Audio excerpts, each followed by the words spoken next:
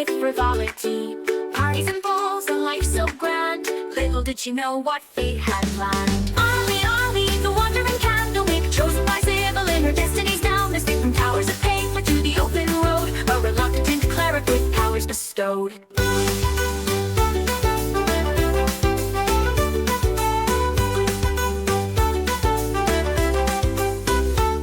From luxury, thrust into robes, surrounded by tomes and dusty old globes. But Ollie's mind, sharp as a tack, mastered the legalese others did lack. Contracts and bylaws, she knew them all. Her litigious prowess made bureaucrats fall. In mazes of paper would she find a way to bend the rules and save the day.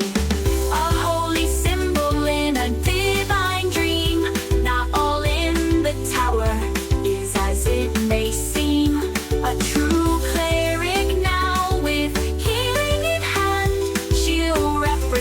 the tower across the land. But Ollie sees more than meets the eye. All timelines at once, futures that fly. Past, present, future, all intertwined, sometimes leaving the present behind. But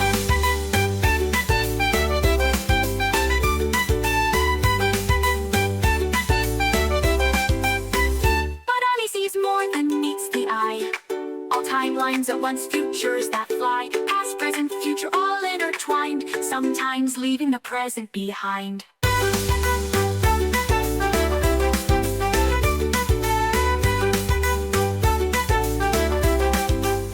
Library cat, shrouded in mystery, follows Ollie through every history. With glowing eyes and silent paws, it guards her path without pause. Ollie, the wandering candlewick, chosen by Sybil in her destinies down the street from towers of paper to the open road, a reluctant cleric with powers bestowed. Cut from luxury, thrust into robes, surrounded by tomes and dusty old globes. But Ollie's mind, sharp as a tack, mastered the legalese others did lack.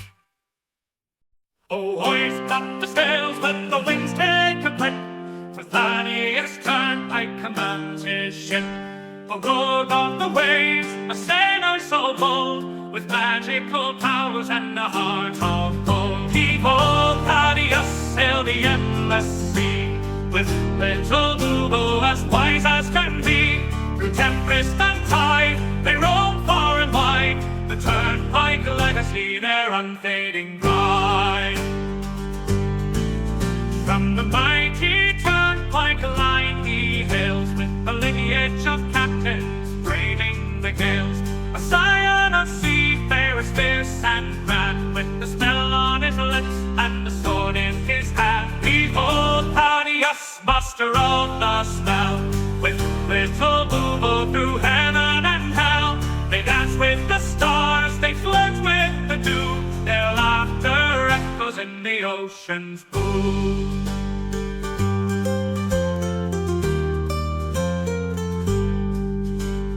Now for his mate, little Boo's his name. Together they soar in fortune and fame. With little Boo, his talents wrapped in light, they summon the winds and the stars to their fight. A curse of great power, a gift or a bane, Thaddeus wields it with little to fame. A rogue with a charm, a sailor with flair, he faces each curse with nary a care. Behold, Thaddeus, the sea's arcane knight, with little Boo in the pale moonlight. Through whispers of magic and the salt-laden air, the Turnpike adventure none can compare.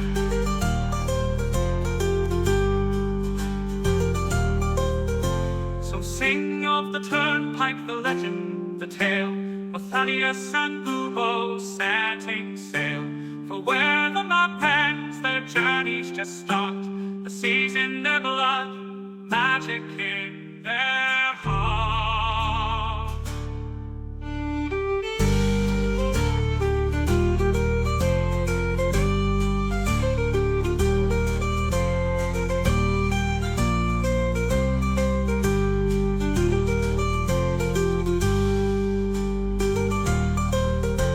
So sing of that Turnpike, the legend, the tale, of Thaddeus and Boo setting sail. For where the map ends, their journeys just start. The seas in their blood,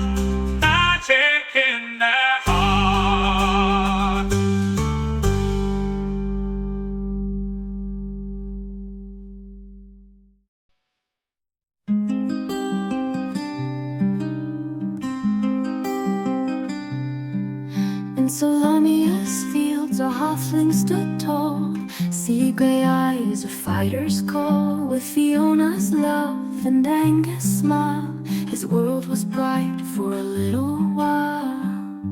Oh, Harold Grey with list in hand, a promise made, a journey planned. Each task he'll mark, each dream fulfill. For those he's lost, his heart beats still. From Zakar streets to golden fields, their family loved the greatest shield. They dreamed of wonders near and far, penned on a list beneath the stars. Oh, Harold Grey with list in hand, a promise made, a journey planned. Each task he'll mark, each dream fulfill. For those he's lost, his heart beats still.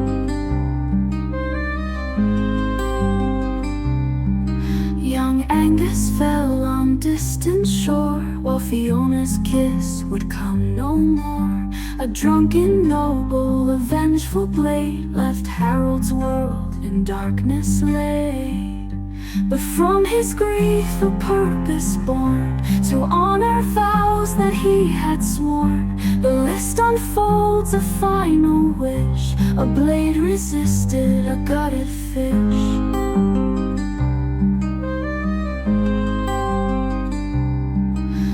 Harold roams through joy and strife, to live for three in one short life. From mountains high to oceans deep, this solemn pledge he vowed to keep. With boulder hat and iron will, he faces each task with hard-won skill. For every deed he sees it through, he feels their love forever true. And when the final task is done, when every battle's lost and won, he'll close his eyes, his duty clear, knowing his loved ones drawing near.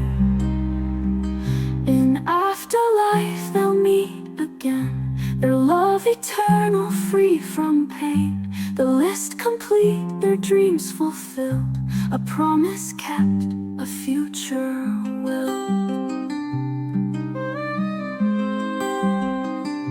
Oh, Harold Grey, your journey's long, but in your heart they're never gone. With every dream that you fulfill, Fiona and Angus are with you still.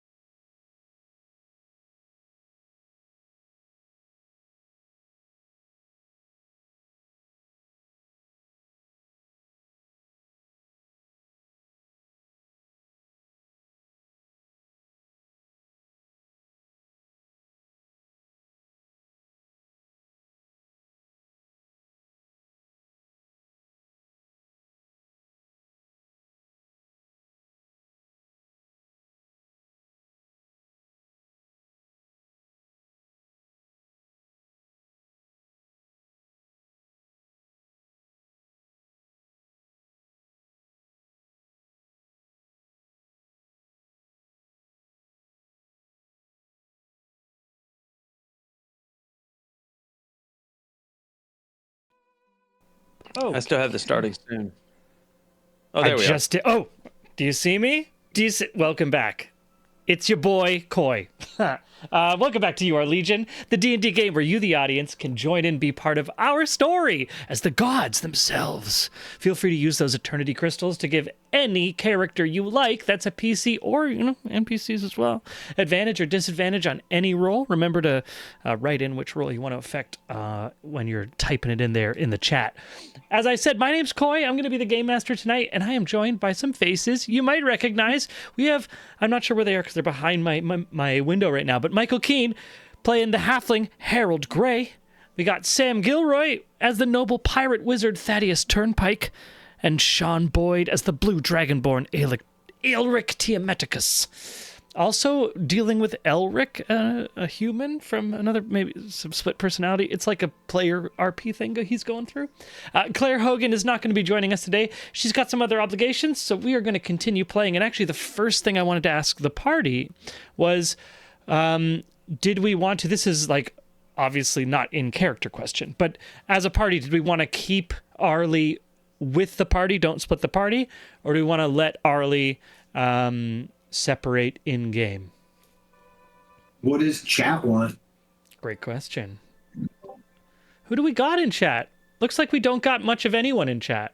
We are the chat. Just for the sake of making the next session just pick up, I think we should just take it with us, because you always have to do some kind of like business to bring the party back together. Let's just, Hell yeah. Cool. Yeah, agreed. Agreed. Awesome. I mean, I don't know how to do magic stuff, but we'll figure it out. Cool. I've just given I know. everyone permission. So whenever we have her character up, everyone should be able to look at that character sheet. Awesome. All right. So we are back. Where did we leave off? We left off saying goodbye to Neil, saying goodbye to Lothander. Lothander stepped into a portal and zipped away, off to find some more helpful relics and friends from some other realm. Mordenkainen helped him get there. And then it was, as the portal closes, Mordenkainen turns to the four of you now, and says, well, it's your turn. Shall we begin?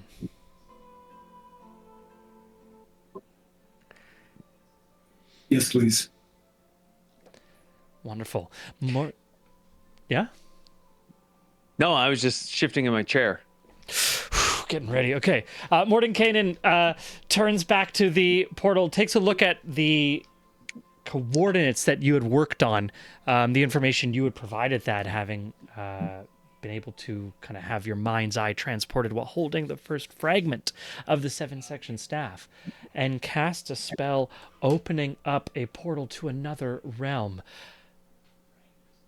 As he does so, I will say that I want an Arcana check. This is going to be a DC 10 with more information, DC 15 or DC 20. For everybody or just for that? anyone who's witnessing, anyone who wants to. But as the portal opens, there's like it opens with kind of a snap instead of just like a soft opening, and then it's kind of like and snaps open. That roll wasn't real. Ignore that 19.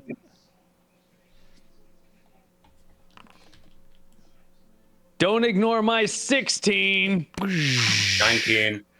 19. 13?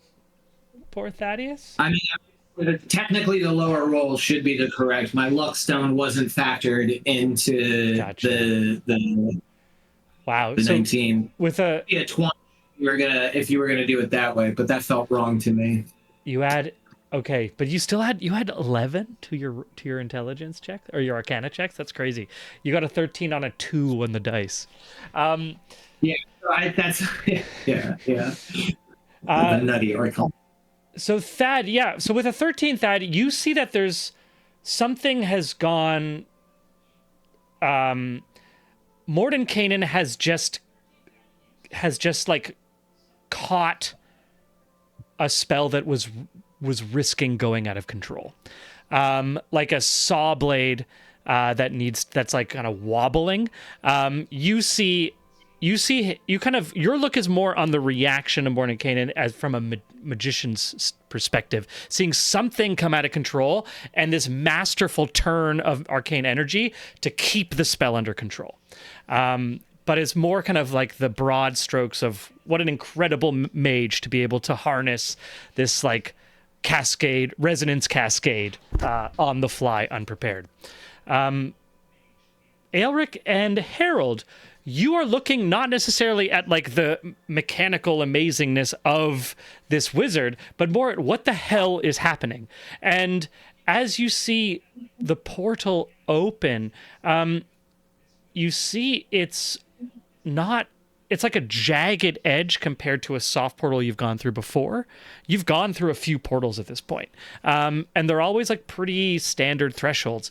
This threshold is kind of jagged, almost like oil on water. And with a 16 and a 19, you can tell that it's something about this other plane is existing at a different rhythm or resonance or speed than where you are. It's like trying to, as opposed to just matching up like an airlock and kind of walking from one portal to the next, this is like jumping from the window of a moving car into another car or something. Like, this is a much more unclean connection, put it that way. Gotcha. I rolled, but I didn't mean to roll. I was just setting my. Does someone want to roll for Arlie? I don't know what her stats are for her ads, yeah. so there might be additional arcana. DC. I don't know what your stats are yet. She gets +7 to arcana checks. Okay. Do you want to roll it? I don't care if I rolled it. I mean, you can take that roll if you want to and add 7 to it. I didn't mean to roll, but. Here we go. So an 11. She rolls an 11. Cool. So an 11. So she gets the so both she and Thad are actually kind of like these both magic users transfixed with the skill that Mordenkainen is exhibiting right now. Whereas you two as magic users are watching Mordenkainen like wielding this crazy amount of magic that's like not really visible. Whereas the two non-magic wielders are looking at this tear in the fabric of reality, being like, this is a scary thing, not realizing that it's being contained by this active magic, right? They're more focused on the rip itself.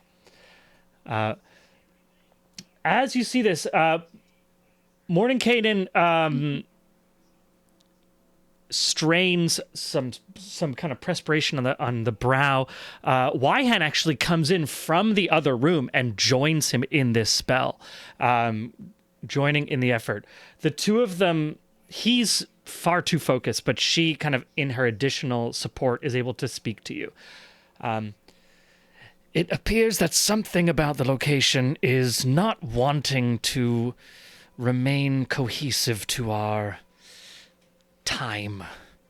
We're going to have to keep this portal open for risk of a shift with you through it.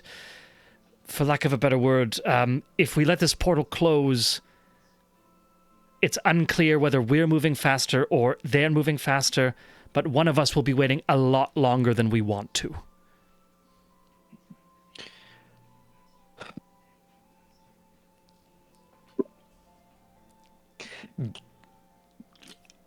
Aelric turns and says, given the acrimony that we have been sharing with respect to our allegiances and questioning our loyalty, can we trust you to hold it open? Would they tell us if we couldn't? Wyhen is like now putting more focus into this. She looks to you, Harold, and you can roll an insight check on this, but she says, were it up to me, you might have to be concerned. Unfortunately, Mordenkainen is here as well.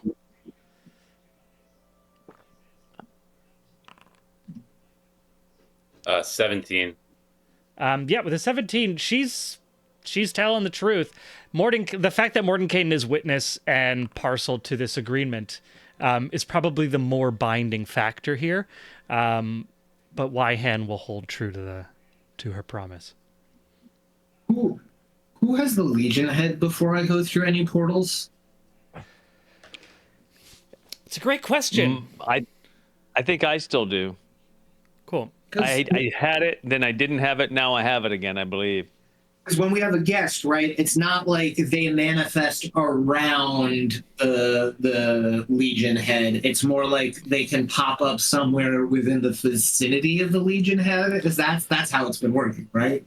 I think it's like like a weak point, and also a location, kind of ping, so easy to pull up close to you. I think that's what we established. Yeah.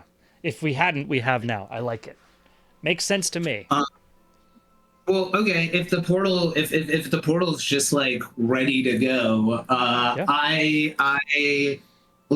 Will Bubo comes and re-lands back on my shoulder, having flown off when I went all like sci-fi movie map. I'm going to like flourish. Because Wyhan I know is in the black robes, and I guess he's in the white robes. Mordenkainen? Okay. Yeah, I'm gonna flash my very red robes like around me as and it's that thing again where like Lil Bubo lands right on my shoulders as I walk through the portal. I'm not looking back at the rest of my party. I cannot tell you how excited Thad is for what he saw, like ships. Like space ships, like ships in flying. Yeah. Oh, he is so excited. Amazing. Thad wraps himself in a red cloak, little Bubo on his shoulder, and steps through.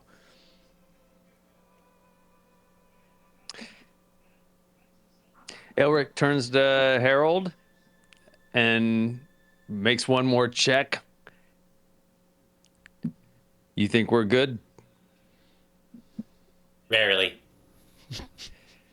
So he reaches down, extends his hand to Arlie, and they'll go through together. Cool. They go hand in hand. Harold, you're last.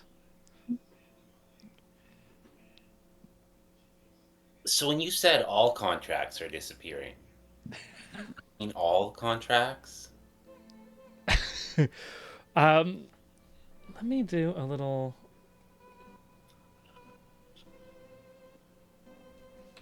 Do I have? Here we go.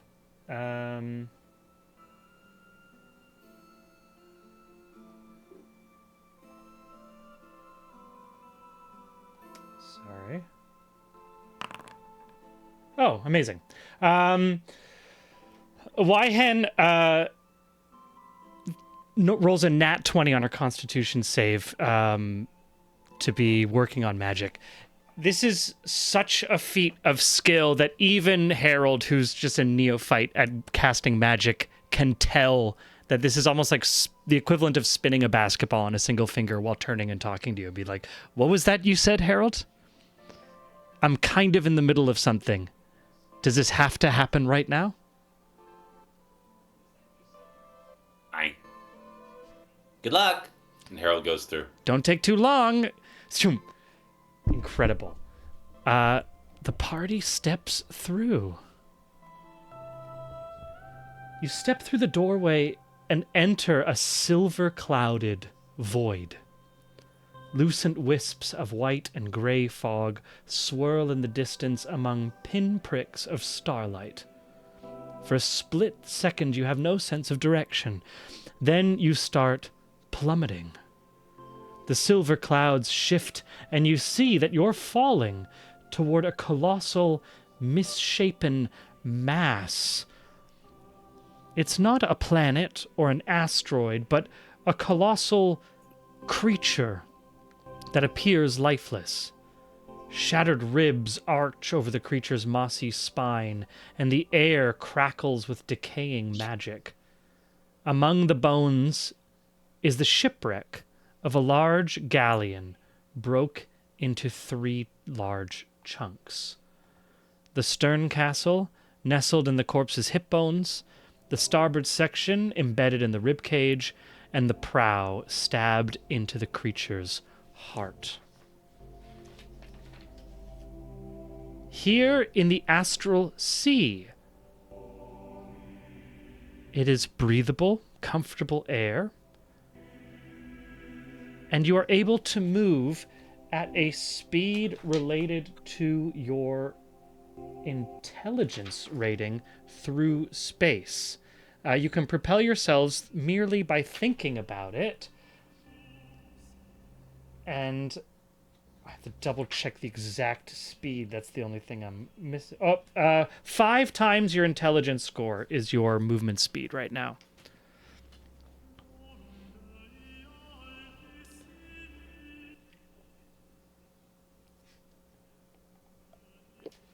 You're muted. That The number or the bonus? 5 times the score. So that might be moving pretty fast. Yeah, Thad's going to be moving double my speed. I can move 100 feet in a turn. Holy shit. Yeah, I can move 55. Pretty impressive. We can fly now that we started to like fall down. Now we can fly in any direction. Now that you've started falling down and got your bearings, you can move through just mental impulse in any direction, up, down, left, or right. What you're looking at right now in the map, if you can see it, is the ship. The Lambent Zenith is the name of the ship. A rough kind of view of what you're looking at. With a 16 acrobatics skill check and 100 feet per turn movement speed, how beautiful are like the little sky flying dance that me and little Bubo, like the second that I clock that I can do this with my mind, like on a scale of 1 to 10 with a 16, how pretty is it? You rolled an acrobatics, you said? Yes.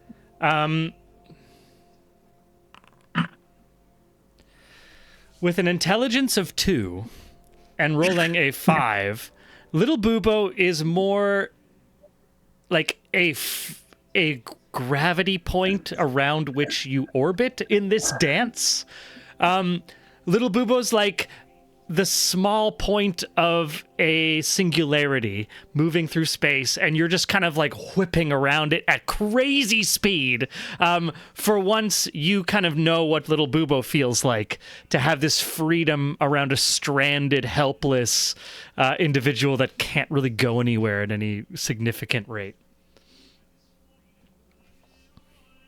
Totally preoccupied about that, not taking in my surroundings at all.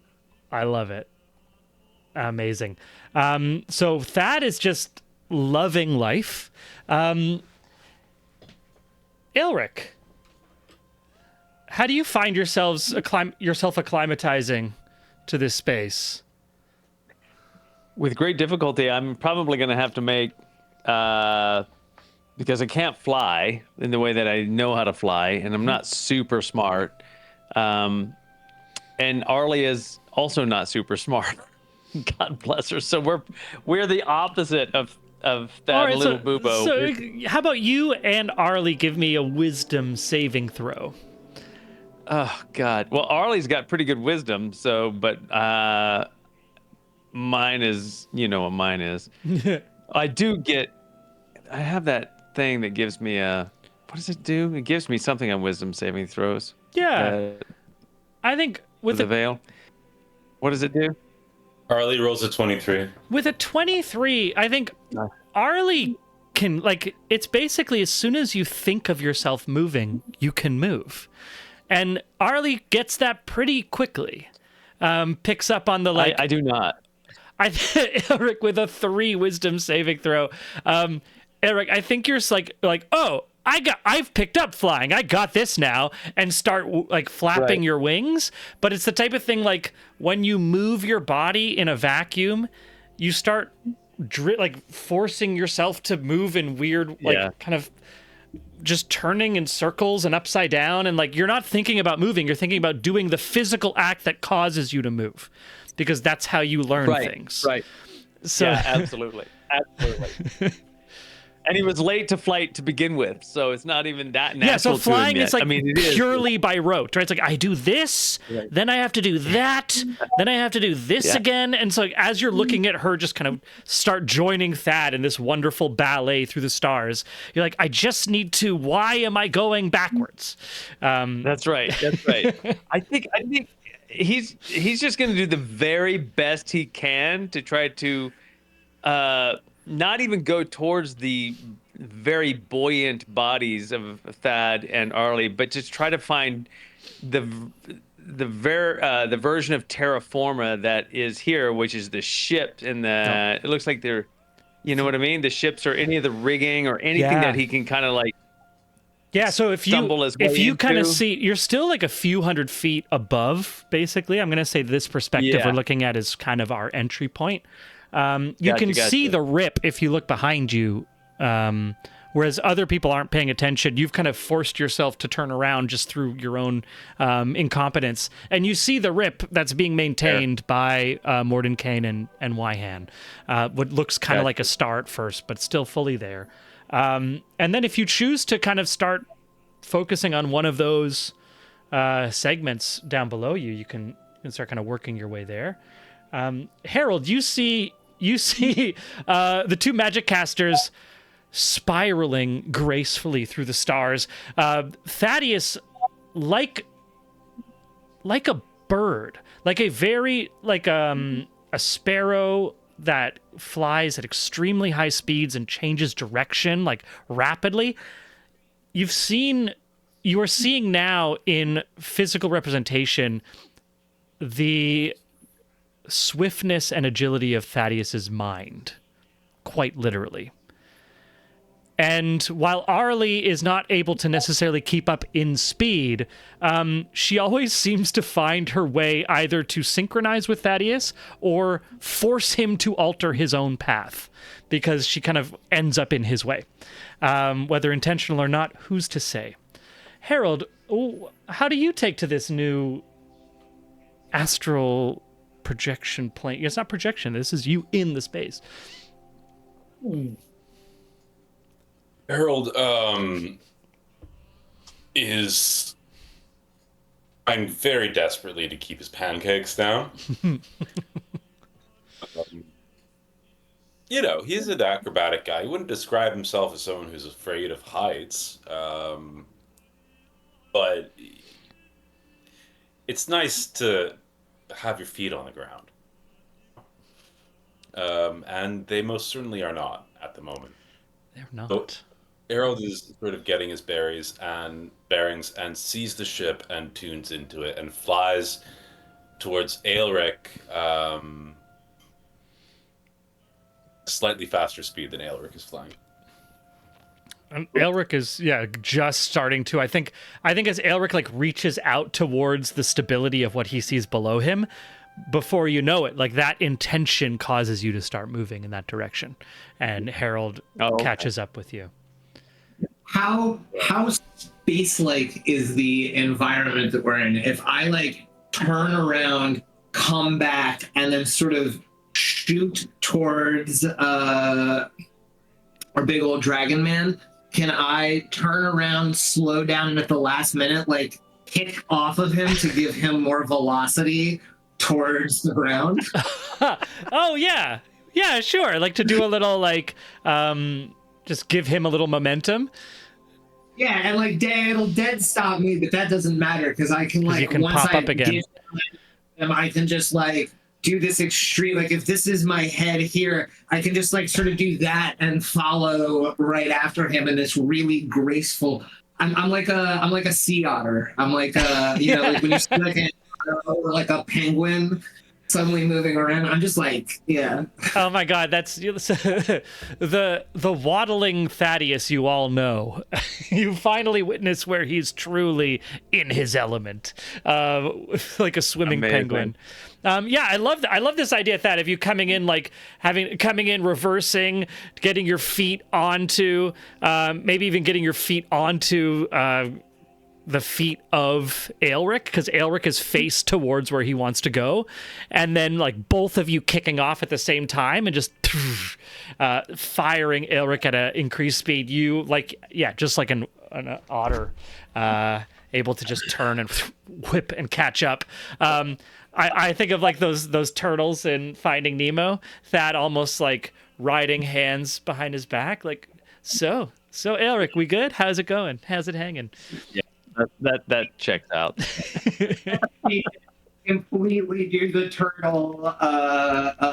And if Harold is dragging behind, I'm like gonna grab his arm and then drift him towards our more fast-moving clump. No.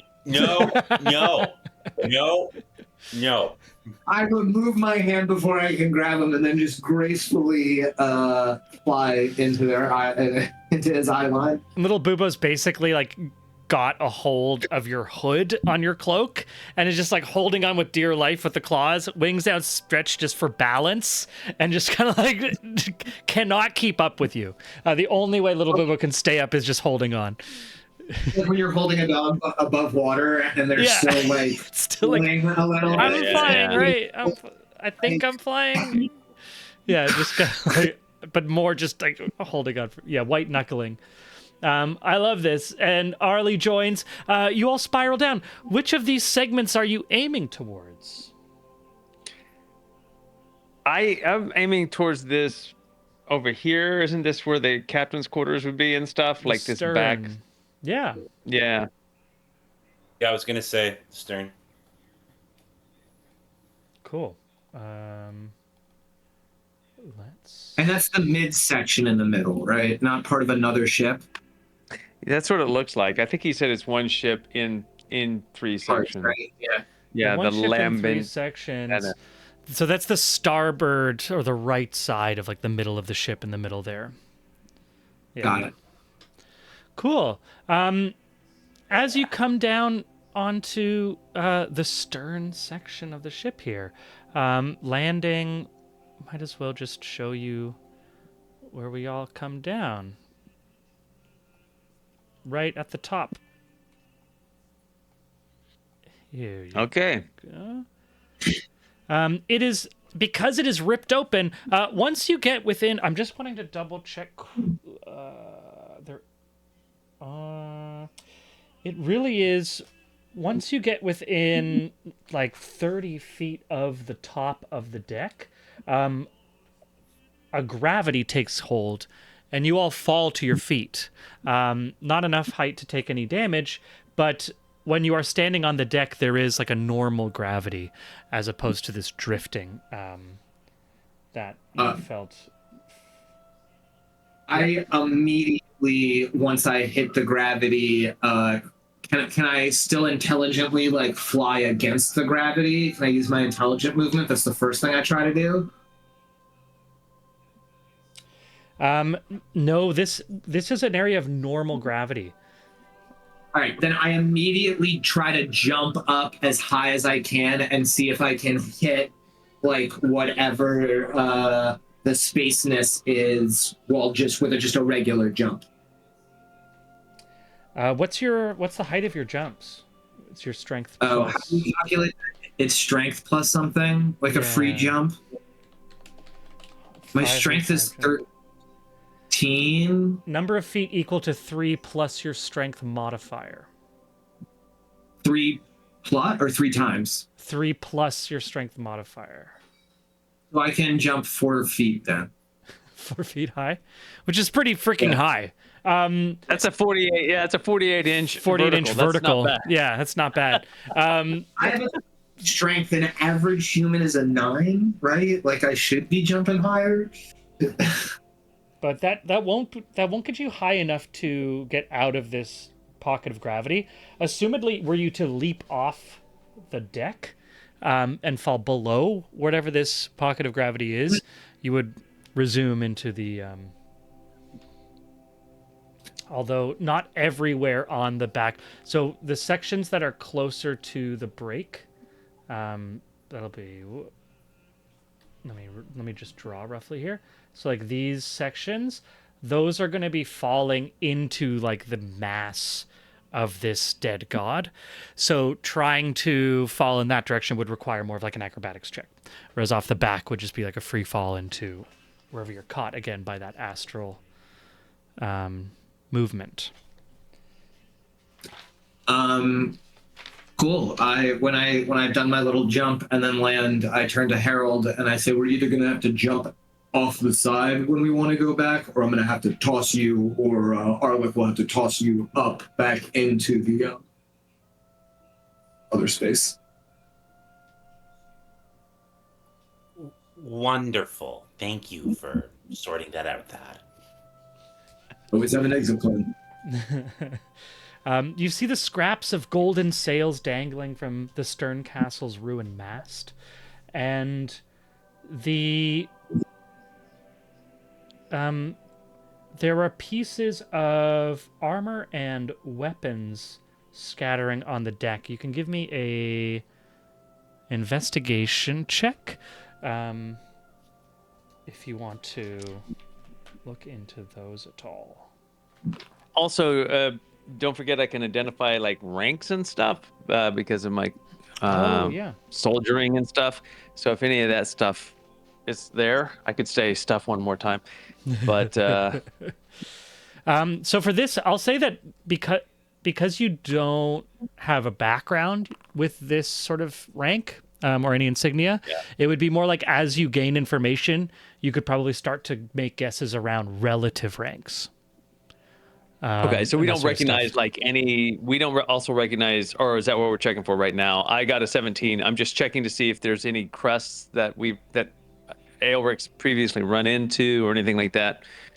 Yeah, you don't see anything that you recognize from any like political party or movement or anything like that. Or god or any of that nonsense, huh? No, this does seem to be like a crew. There is enough coordination with certain things that it seems like a crew. There's some difference in the various armor styles and some inconsistency with like not complete armor, which would lead you to believe either a personalization of a loadout.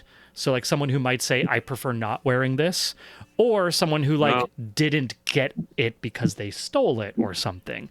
Either way, hinting towards this not being like a full-on military vessel, but privateers or pirates or something like less formal, maybe. More like the gang that we have that are on our ship, the one that I drew into service from Possibly. Kalaman. Yeah, those sailors, that same kind of like ragamuffin, kind of a general, they have a general kind of like thematic quality that binds them together, but they're all kind of individuated. Exactly. Yeah. Okay. If you guys had another decade or so with your crew and your ship ended up sailing the Astral Sea, they might look like this. Gotcha. Okay. I think Sam's dropped out. We knew he was going to possibly have to do that. Yeah. Okay. Well, is there anything else? Like how? Wait, sorry, Sean. We rolled an investigation check. Yeah. Not relating to points. How did that resolve, Coy? Yeah. So Juniper 16, and Harold, 16 and 18. With your checks, you're able to identify the amount of armor is spread out a little bit, but who rolled the 16 and who rolled the 18? I rolled a 16. I rolled a 17. Sorry. Yeah. Harold rolled the 16. Arlie rolled the 18. Cool. Okay. Harold, you are able to see that this is like always practical. You see all these different armor pieces, and you kind of make the choice of like pick the thing that only you have one of, And because like, how many people are these? And so you pick like a left hand, and then you realize, okay, well, there's some more. Okay, pick a head, like a arm. So you go to like body pieces and head pieces. How many are these? And then I can get an idea of what we're looking at. You come up with about 4, possibly 5 individuals would have been wearing this armor. Arlie is able to identify that this armor is slightly corroded in ways that doesn't make sense for like an attack or a weapon. It's been like soaked or like partially soaked or immersed in some sort of acidic thing that's like damaged some of it, especially also the inside. And Elric, you're able to identify that you're looking at some general. These would be like Marines. It's like soldiers capable of like boarding actions, but not necessarily high ranking. But you do see the insignia of a higher ranking NCO, like a low ranking officer. Okay. Because of my armor skill set, is there anything I can do to determine one of 2 things: the quality of this armor and I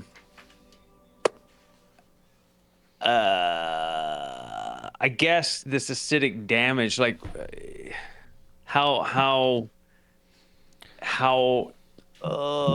intense, for want of a better term, Yeah. is it? Yeah, this armor like was some of it was good.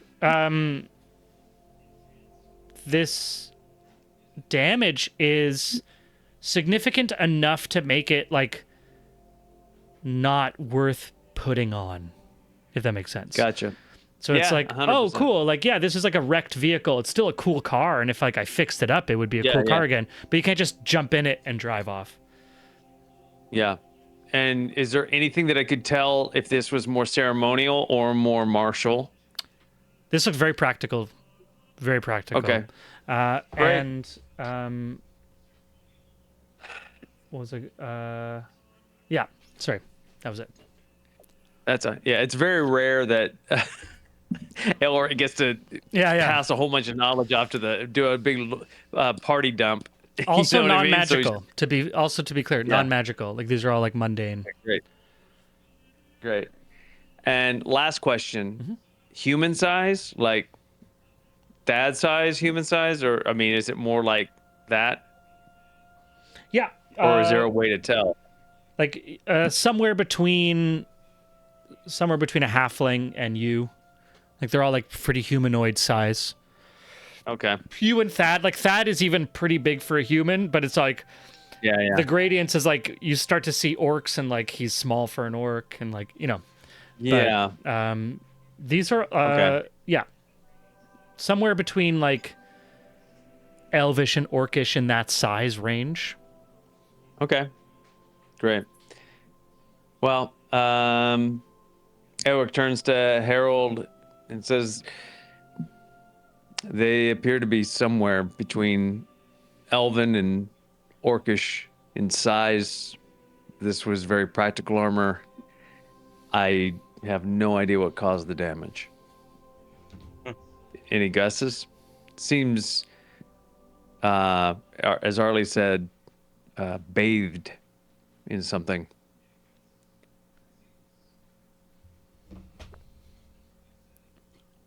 We lost Koi.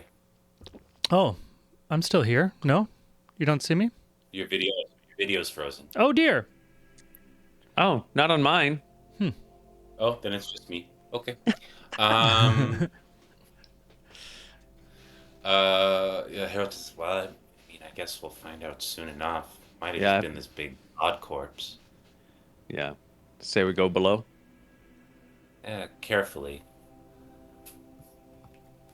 And so, plenty of light here, right? Oh yeah. It's like dim light throughout the whole space. So Elric's gonna draw, just to be prepared. He's just going to draw the swords. I suspect that these stairs here are travelable down. Yep. And I can make that tight turn there. Yeah. Great. So yeah, I got, describe your weapon. This is your cool new blade, right? yeah, well, Shadow Spark is in my right hand, but yeah, this Sun Blade comes out on the left side, and instead of the other sword, and it's pretty cool. It illuminates with sunlight, so it's actually 15-foot radius of actual bright sunlight with an additional 15-foot radius of dim sunlight, but it's all considered sunlight. So wow. for undead folks or things that are not great with the sun, that's what's going to be going on there. There's other things that can do, obviously, but yeah, sunlight's super powerful against a lot of bad guys. right. And I can take an action and I can expand or reduce the radius. Oh, really? By 5 foot. Yeah. So let's see what it says here. While the blade persists, you can use an action to expand or reduce its radius of bright and dim light by 5 feet each to a maximum of 30 feet or a minimum of 10 feet each. That's so crazy. I could expand it to a total of 60, but it would take multiple actions to do that, but I could do it. Crazy. Okay, that's awesome. Very cool, powerful thing. I've just given you a little aura, so we can see that on the map. I'll swap over to a different view so our viewers can see the map better. I don't have a lot of heads right now, so awesome. Cool. As you get down to where is that? That's Z1B. Yeah, just like the tattered sails out here. There is a door you see right here that leads under the deck, as it were, into like the quarters and such. You're still on the open deck of the stern castle, or the midship at this point.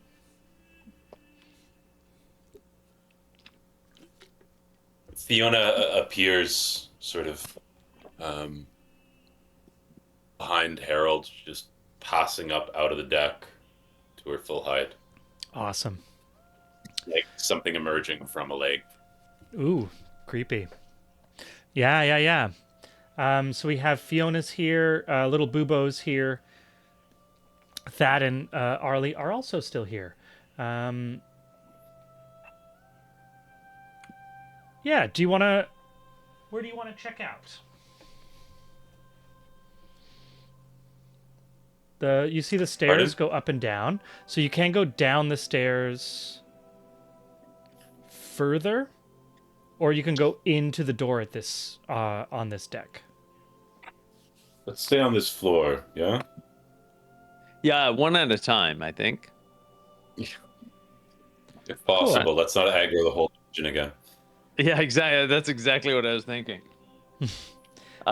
Coming into the middle section there, you see the huge tree trunk that is the rear mast that goes all the way down through here. It leads off to 3 different rooms. There is what look like at the north there, you see bunk beds, where it looks like a lot of sailors' like personal gear is there. You can do an investigation check to find out a little more if you'd like. There's at the very back the galley and some pantry. There's a stove that's gone cold back there, some spices and such. And at the bottom, the mess hall, some wooden tables and chairs, and there's a deck of cards that looks as if it's been in the middle of a game. I'll try an investigation. I'm not the best to do it. Maybe Thad, Harold, maybe you should check out the bunks. I mean, you probably have a better roll at it than I do. Everybody can roll. It's just investigation. Yeah, but my roll is so garbage. I'll Well, do it. Arlie's is at -1, and she got a 16. So Oh, holy cow! I got a 19. Awesome. It's because it's not a wisdom check. That's why. Amazing. Welcome, Vicavar. I just throw you a little something. We're in this fragments of a ship in the Astral Sea. Arlie got a 16. Aelric got a 19. Is that right for searching through here? Yeah, that's right. Awesome. In the upper crew quarters, you're able to identify. This is where 5 sailors would have slept at various times. Pretty standard, like non-military. There's like just a whole group of people they're not dealing with weapons or armor. They're dealing with sailing this ship. However, you do that in this way. In the galley at the very back there, you find some. As I said, you find some spices and there's some cooking utensils. There is a knife that looks like it was possessed by whoever cooked here. It appears to have similar acid damage that you saw with the armor. And with a 19, Aelric, you're able to identify that the cards in the mess hall, the deck of cards, was in the middle of a game, some form of game of solitaire, is the way that the cards are being laid out. So someone was playing there by themselves before leaving the game for whatever reason. Okay. Wow. Okay. you share that, Ulrich? Yeah, of course. Which Harold says, I wonder if someone was here after whatever happened. Or A if survivor. they remain here.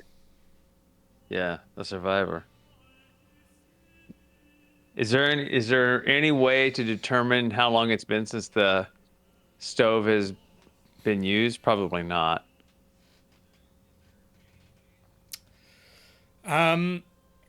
No, it's kind of time is weird here in the Astral Sea. Okay. You haven't really been here long enough to get a sense of it, but I will say, actually, give me an investigation check on the stove specifically. Okay. Cool. So you 17. haven't, with a 17, you haven't been here very long, but on investigating this thing that is very about time, like the investigation is not, has there been a fire here, but how long since there's been a fire. And in that investigation, I can give you this information for the player, which is that the astral plane is timeless. Creatures don't age or experience hunger or thirst. And so time is hard to gauge. Gotcha. Okie dokie. Why is there a galley if they don't experience hunger? Ugh. This ship doesn't. I suspect this ship didn't originate here. I want to try something. May I? Okay. Of course.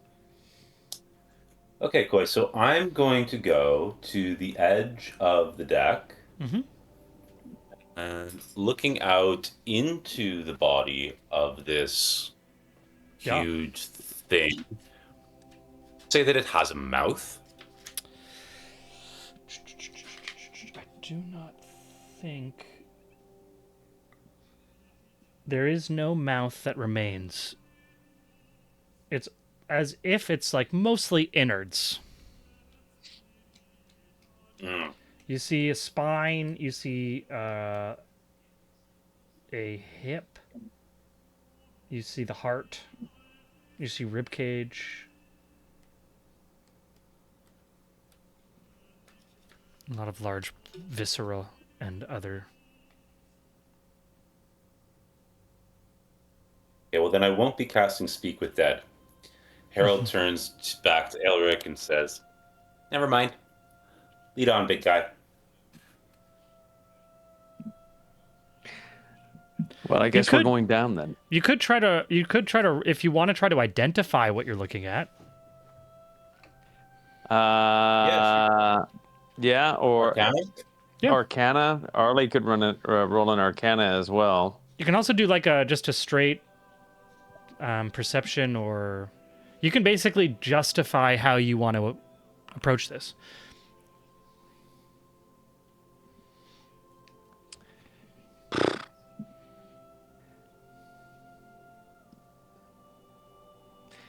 I'll try to perceive. Arlie rolls a 26. Cool. 12.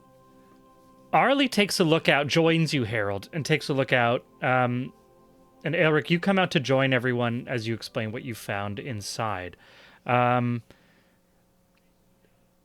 Everyone kind of looks at this form that stretches off for hundreds of miles.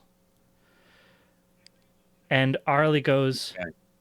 "Oh, yes, you can see right there. It had 8 legs and 2 heads, and it seems like they were cycloptic, like they only had 1 eye each.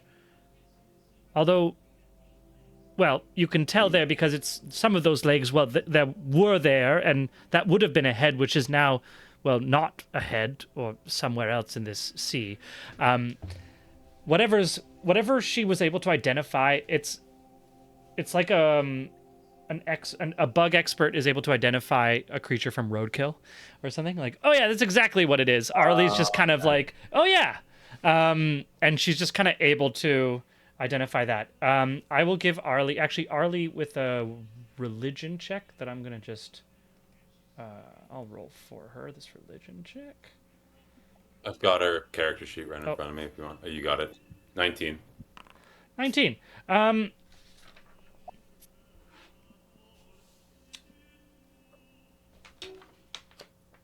With a 19, she says, "Oh, of course, 8 legs and multiple heads. Of course, it must be Havoc. The god, Havoc.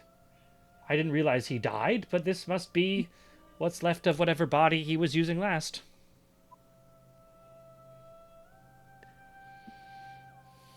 Harley, just for the hoi polloi, who's Havoc? Havoc, a god? Fantastic. It seems that he was some sort of god of destruction. It's more kind of, it's not really his name. It's like what people call him because his true name has been forgotten because, you know, the true name of gods can be very dangerous to have, or, you know, it can be very dangerous for someone who knows the true name because then the god might not want you to know it very long. But yes, he was beyond the fact that, he seemed to do some really bad stuff, which is why he disappeared. And I thought he disappeared like he went away, but it does make sense now if I think about the scriptures that, yes, one interpretation might be that he was killed.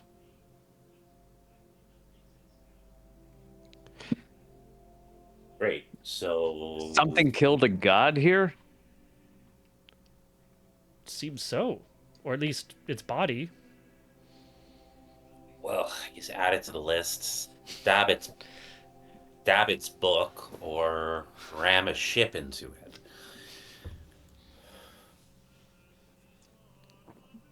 Arlie, everything we're seeing is very corroded. Would it make sense that that would be the digestive juices of whatever this thing was? That's a good question. That would be a nature check, I'm afraid.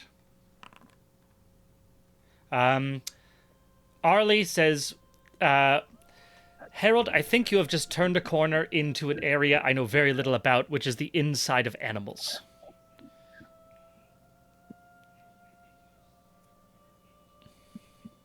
Got it. Well, be done, big guy.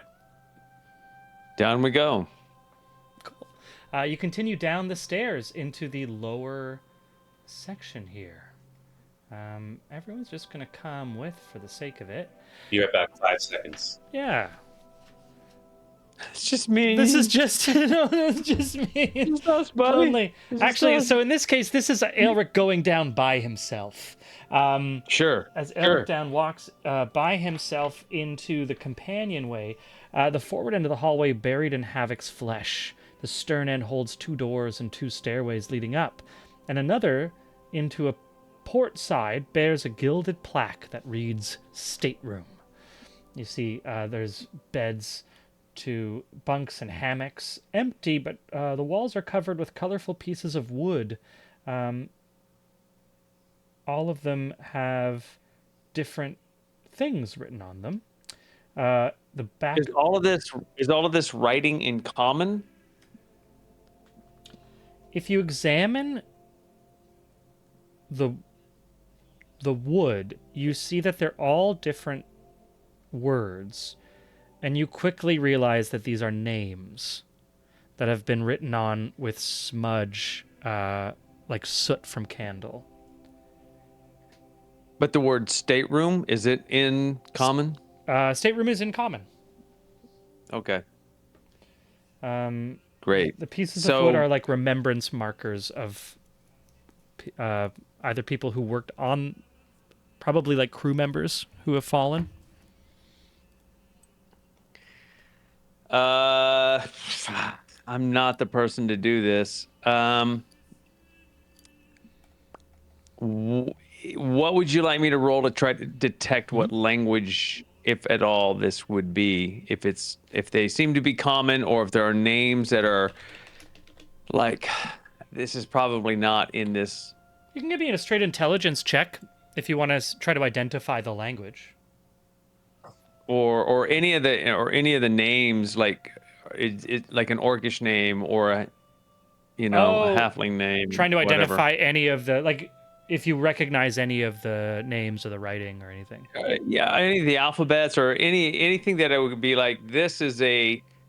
Do you know what I mean? Like, to see what the makeup of the crew was, because we have an idea of how their size, but if it would be great if these are Cool. names that.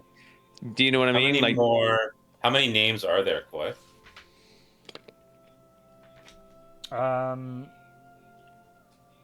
There's at least a dozen. Which is more than the amount of bodies that we saw. Yeah. yeah, way more than the armor. Yeah, this is the way that they're contained in they're held in the space.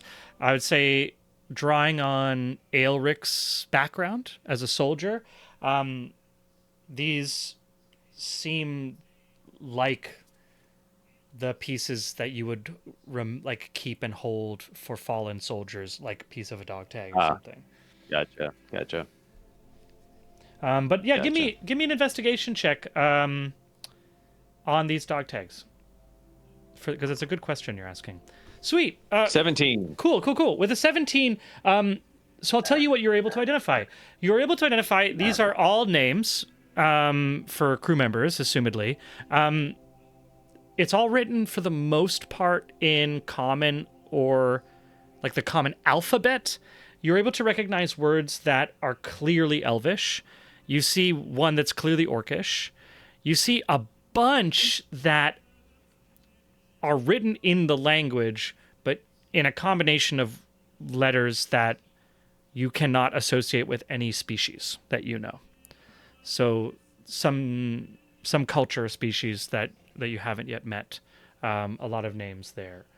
And you see a couple that could be human or halfling, but it seems like it was a fairly diverse crew, with a leaning towards the largest minority group being this unknown group that you don't know. Yeah, this is really interesting. So Aelric passes all this information on. I have no idea what these names are, where they originate from, or even how to pronounce it.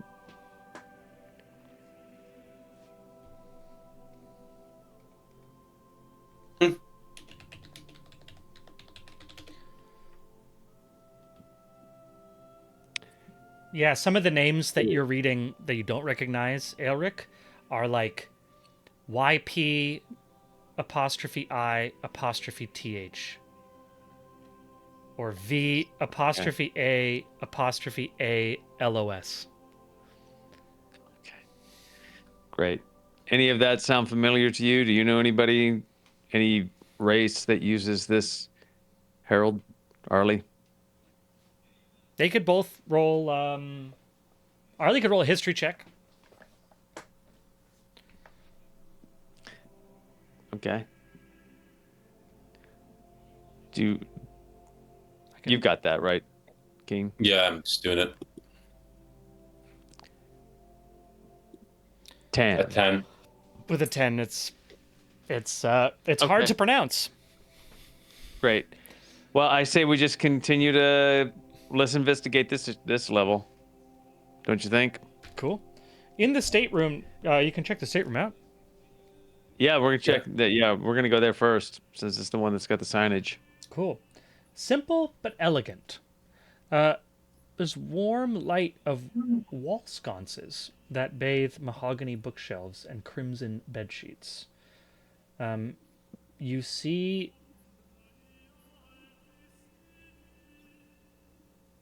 the equipment and clothing of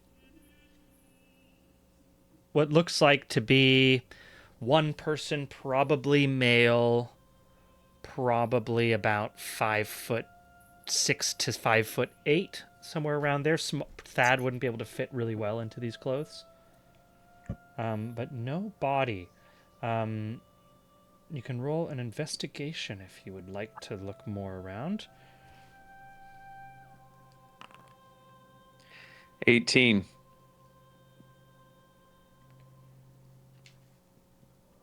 Awesome. With an 18, you can see that there is also some acidic damage here. And you can clearly see there's, with an 18, this like trail that leads from under the door into the room. And then there's this like pile of clothes that seem to be largely damaged. And that's about it. So I go. Okay. I want to know if that's a creature. Kawhi? Yeah, give me a nature What should I check. roll?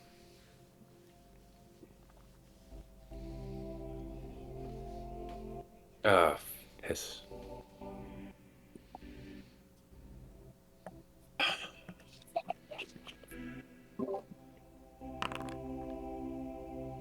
Well,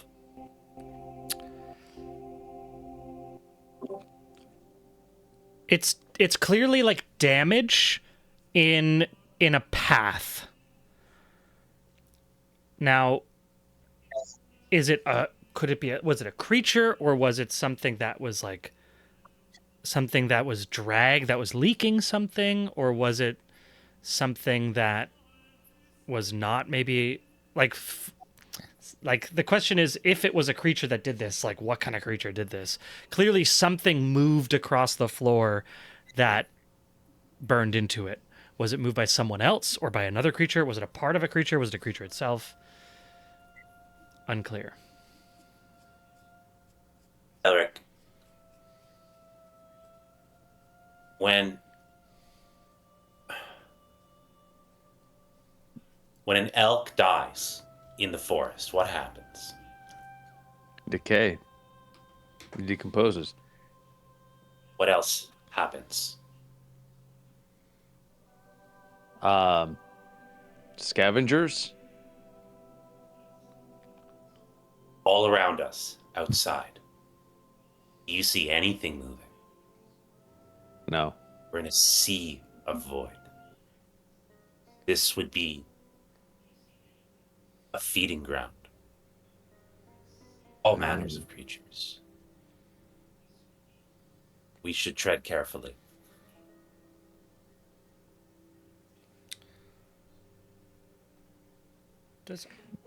So you think the corrosion is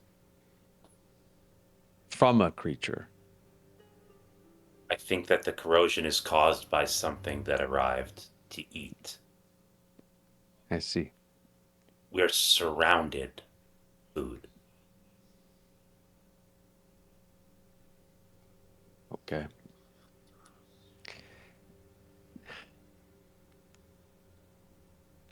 So can I just out party this for just a second? Of course. Just so Sean is clear here. Of course. We came to this plane because this was the next step that we needed to go to on this quest, right? Yep. That's what I thought.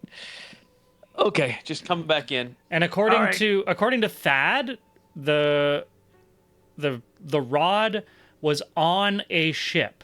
And I can say that Thad, because Thad is with us, Thad can confirm that the ship that he was on, which was sailing in one piece, is this ship. Right. This ship seems to have, since in the time between he was holding the piece, was like seeing himself on the ship and you arriving, it has been wrecked. And then an unknown amount of time, subjective time to this space, has elapsed since that wreck. Right. Given that this could come back at any time and they're holding the door, maybe we should move faster.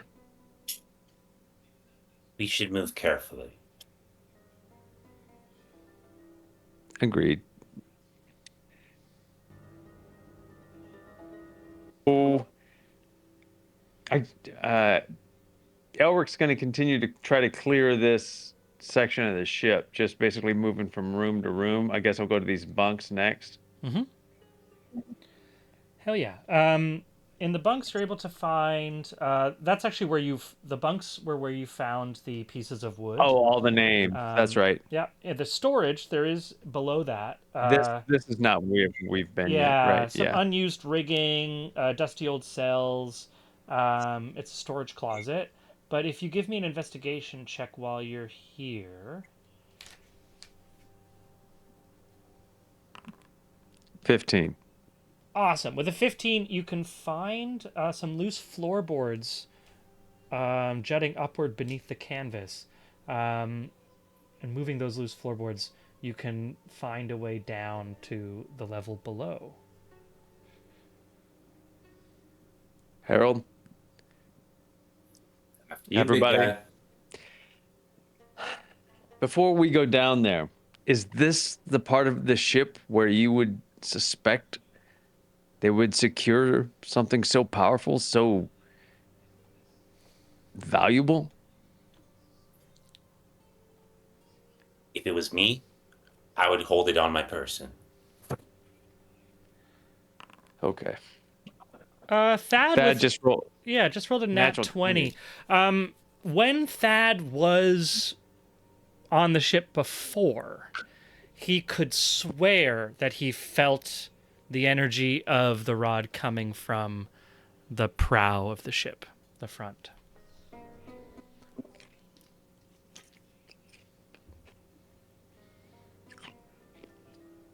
He offers that right now as I get ready to go under. Yeah, to the as next you're level? talking about it, he thinks about because you were asking specifically where would this be. Yeah. So he's able to offer that. But how about we take a little bit of a break, an early break now, because this is a good thoughtful point to take a break. It's 8:55 by my clock, so let's say 9:10. We're back. Okay. Yeah. Cool. This is like a Little mystery. like a BBC mystery, man. Awesome. Cool. And stick with us and you'll find out more. And maybe we can uncover the mystery. What happened? What happened to the Lambent Zenith? Up next on You Are Legion. I guess I should have said CBC, not BBC, but you get the idea.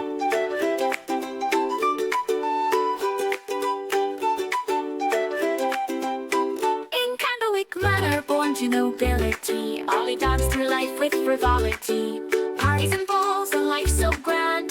Little did she know what fate had planned. Arlie, the wandering candlewick, chosen by Sybil in her destiny's now. Mystic from towers of paper to the open road, a reluctant cleric with powers bestowed.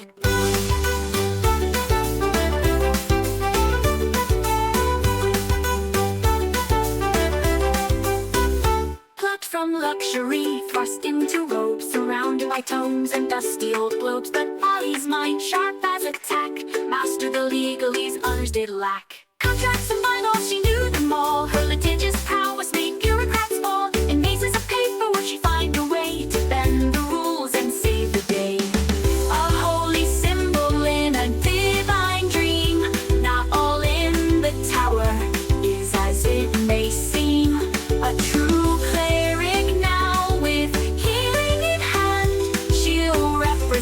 the tower across the land. But Arlie sees more than meets the eye. All timelines at once, futures that fly. Past, present, future, all intertwined. Sometimes leaving the present behind. But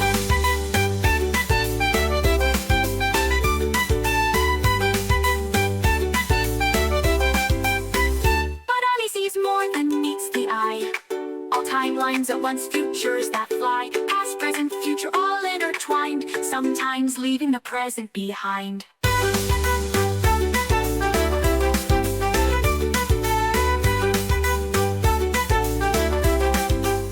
Library cat, shrouded in mystery, follows Audie through every history. With glowing eyes and silent paws, it guards her path without pause. Arlie, the wandering candlewick, chosen by Sybil in her destiny's now. Mystic from towers of paper to the open road, a reluctant cleric with powers bestowed. Cut from luxury, thrust into robes, surrounded by tomes and dusty old globes. But Ollie's mind, sharp as a tack, mastered the legalese others did lack. Oh, hoist up the sails, let the winds take a breath.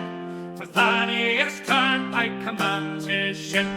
A lord of the waves, a sailor so bold, with magical powers and a heart of gold. Behold, Thaddeus sailed the endless sea, with little Bubo as wise as can be. Through tempest and tide, they roam far and wide, the Turnpike legacy, their unfading pride. From the mighty Turnpike line he hails, with a lineage of captains braving the gales. A scion of seafarers fierce and grand, with the smell on his lips and the sword in his hand. Behold, Thaddeus, master of the spell, with little Bubo through heaven and hell. They dance with the stars, they flirt with the dew, their laughter echoes in the ocean's blue.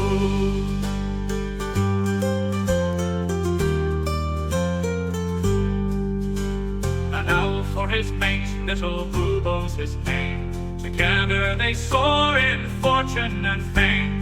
With little Bubo, his talents wrapped in light, they summon the winds and the stars to their fight.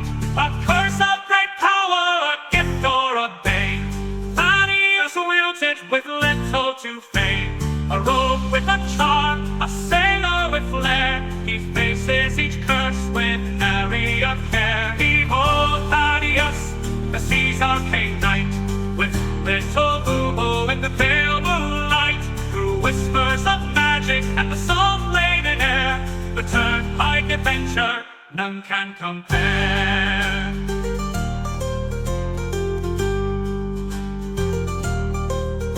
So sing of the Turnpike, the legend, the tale of Thaddeus and Bubo setting sail. For where the map ends, their journeys just start. The seas in their blood, magic in their heart.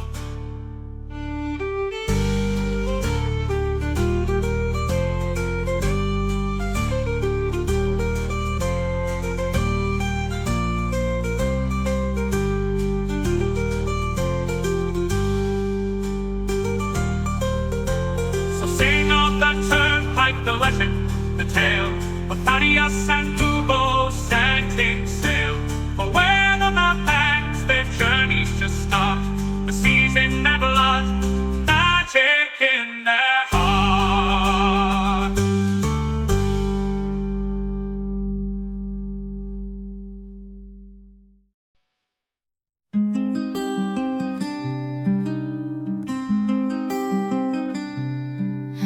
Salonia's fields a halfling stood tall. Sea gray eyes a fighter's call. With Fiona's love and Angus' smile, his world was bright for a little while. Oh, Harold Grey with list in hand, a promise made, a journey planned. Each task he'll mark, each dream fulfill. For those he's lost, his heart beats still.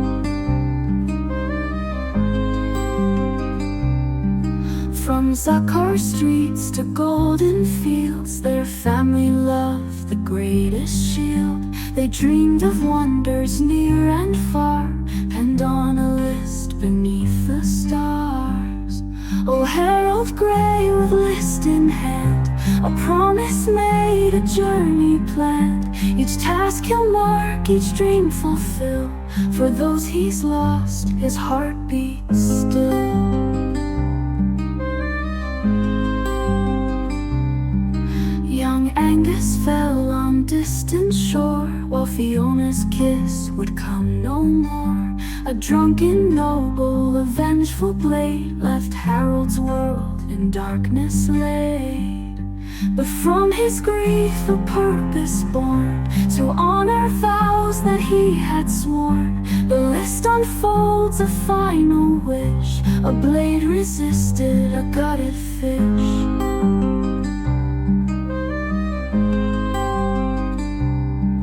Now Harold roams through joy and strife, to live for three in one short life.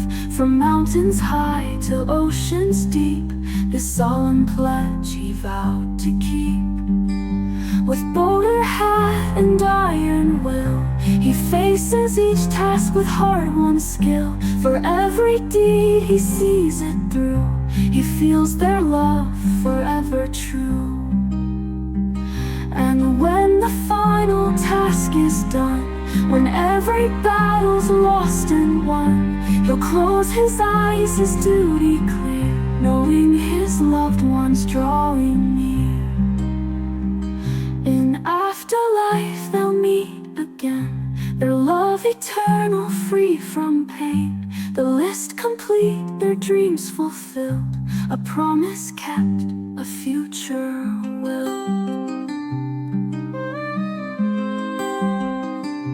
Oh, Harold Grey, your journey's long, but in your heart they're never gone. With every dream that you fulfill, Fiona and Angus are with you still.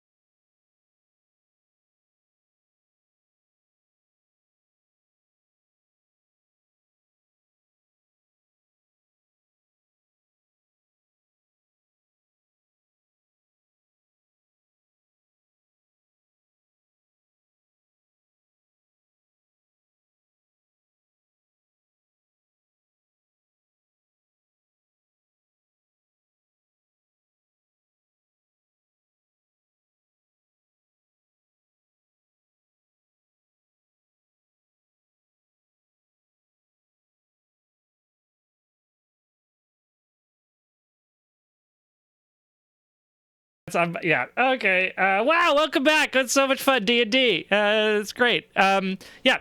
We're back. We got Sam back. Welcome back, Sam. We knew he was going to be in and out, but we got the hard line connected, so we're not going to lose him, I think, for the rest of the session. Where we left off, one of the few moments that Sean, the player, not just Aelric, the character, was being quiet, but Sean, the player, was actually struggling with what next to do. So I'm going to come. You've had a couple minutes, Sean. What's up next? Well, with this ad from Thad, as Aelric's getting ready to pull up the floorboards and descend, and Aelric says, "It seems, he says, is this where you would store something like that, Rod?" And Thad comes in with, "No, I think it's on the other side of the ship." I think at that point, Aelric just lets go of the floorboards and says, then we clearly need to go over there because it feels like time is both against us and with us in this moment. And I don't want to be in that place. Can I extrapolate how much time might be passing on the other side of the portal back in our reality? I will say... Well, none, because they're holding it open for us. If you're trying to look for the That's relative why. difference, is that what you're trying to aim for?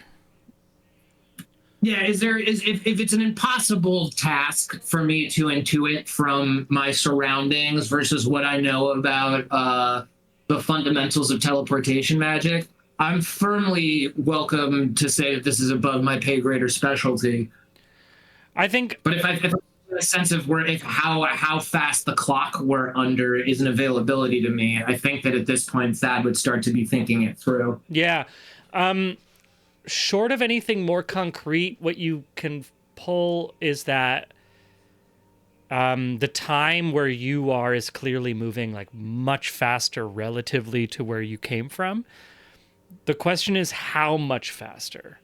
But it's somewhere in the order of minutes to days, potentially. The nature of the shipwreck itself, it's settled. It takes time for ships this size to settle, right? It doesn't have the level of precariousness of something that's just reached a point. So you're looking at quite a long time frame. And then because there's no degradation or rust that you would normally find, it's this could be a few days, it could be years maybe. There's nothing that you can bracket on the long end. So you're still looking at within this timeless space up to years or decades or more. But they're holding the portal for us. As long as the portal's held, you are you are relatively connected. In relativity speaking, you are second to second identical, as long as that portal is open. Okay, got it. That's the yes. Okay, so we're operating under cool. After I hear that roar come up, I'm just gonna. I think that we should be cautious as we approach that side of the ship, given the last time I had to slay a dragon with the help of Harold. Who knows what kind of manner of beastie is going to be guarding that thing or taking up positions around it? With the help of Harold. Did you get the Havoc, Sam, the player? Did you get the Havoc diatribe? That we're sitting in the body of Havoc? I mean, that extend the physical manifestation of the god Havoc. So yeah, Arlie divined that by looking out. That's the kind of the organic mass that's all over the place, that's strewn out all over Hell's Half Acre. Okay, how long ago did we get that information? Many rounds ago. Okay, so as I say that thing about the dragon there, a thought finally manages to cross through the wisdom barrier into the intelligence barrier of my brain. And the first question suddenly goes, how do we know Havoc's dead? Eric just says, Arlie seems to think so.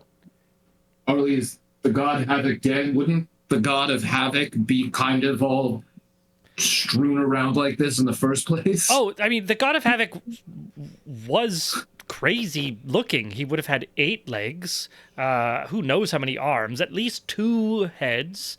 But no, this is like as if it was inside out. This is very much. Okay. I just wanted to make sure that we were, there wasn't going to be like, I can kill a dragon, and only Harold can kill a god. Okay. Seems like for whatever else the Astral Sea is, it seems to be a graveyard to at least one god. Incredible, yeah. Is there a tree? Is there a tree growing off the middle section? There is. The starboard section, you can see there is what looks like a secondary hull that is fused with the starboard section, like another ship has rammed it, something like that. And on that second hull is a tree that is growing. So yeah, at this point you can all hop out the back windows if you like, and like free fall until you leave the barrier or the bubble that is like the normal gravity that these sections still contain, and easily choose to astral travel yourself to another section of the wreck if you so choose. Is there anything else? I sense the rod at the stern of the ship. Since then, it's fallen apart. Let's just finish searching this section before we leave it, and then we can go directly to the stern. The bow. I think that Okay. before we go to the stern, just in case The that bow. there's something. The bow. Sorry, you're in the stern. You need to go to the bow. Yeah, sorry. Before we go to the stern, let's just finish searching the stern. No, I agree with that, but I think that we should go to the starboard section still there just to see what the fusion of what actually happened here is before we commit to possibly tangling with another dragon level monster. We kind of rushed in the last time because we were in the dark, but considering Elric goes and pries open the floorboards Hell yeah. that he was working on earlier. Yeah, Elric, if you go down below, you find what remains of the brig at the bottom here. Whatever staircase would have taken you down was in a different part of the ship. So those floorboards are the only way to do it from within the existing wreck. You see that the ship has, the brig has metal bars for their different cells. It seems that there was one creature inside, and it also seems to have disappeared to, or transformed into whatever is leaving this trail of corrosion. No other items or anything else in here of note? Or do you need me to make an investigation? Let me just check here. There's no other items of note. This is a brig, so it's like totally kept. There aren't any. Right. Yeah, nothing valuable. Yeah. And Elric calls up. It's the jail. Nothing's here. Another dissolved body, and that's it. Harold, I would like to go to the starboard before we go to the bow. Well, Just for- but if there's a dragon here, that I'm sure you could just slay it. Well, probably, but I wouldn't want to be as chaotic as the last time. Probably. And I'm Well, gonna. isn't that the side the portion of the ship that has the tree sticking out of it as well? Yeah. Yep. Okay. Oh, we all going to the portion. We all want to go to the portion with the tree. Well, yeah. I mean, once you said that and that was revealed, then that's where Elric would like to go. I'm sure Arlie would want to go there too, since the tree is like this symbol of everything. That's the starboard. That's the starboard portion of the ship, but it has another thing fused to it. So I'm gonna jump off the side, but this time I want to go on. If we came from above, I want to go under and around, and I want to keep.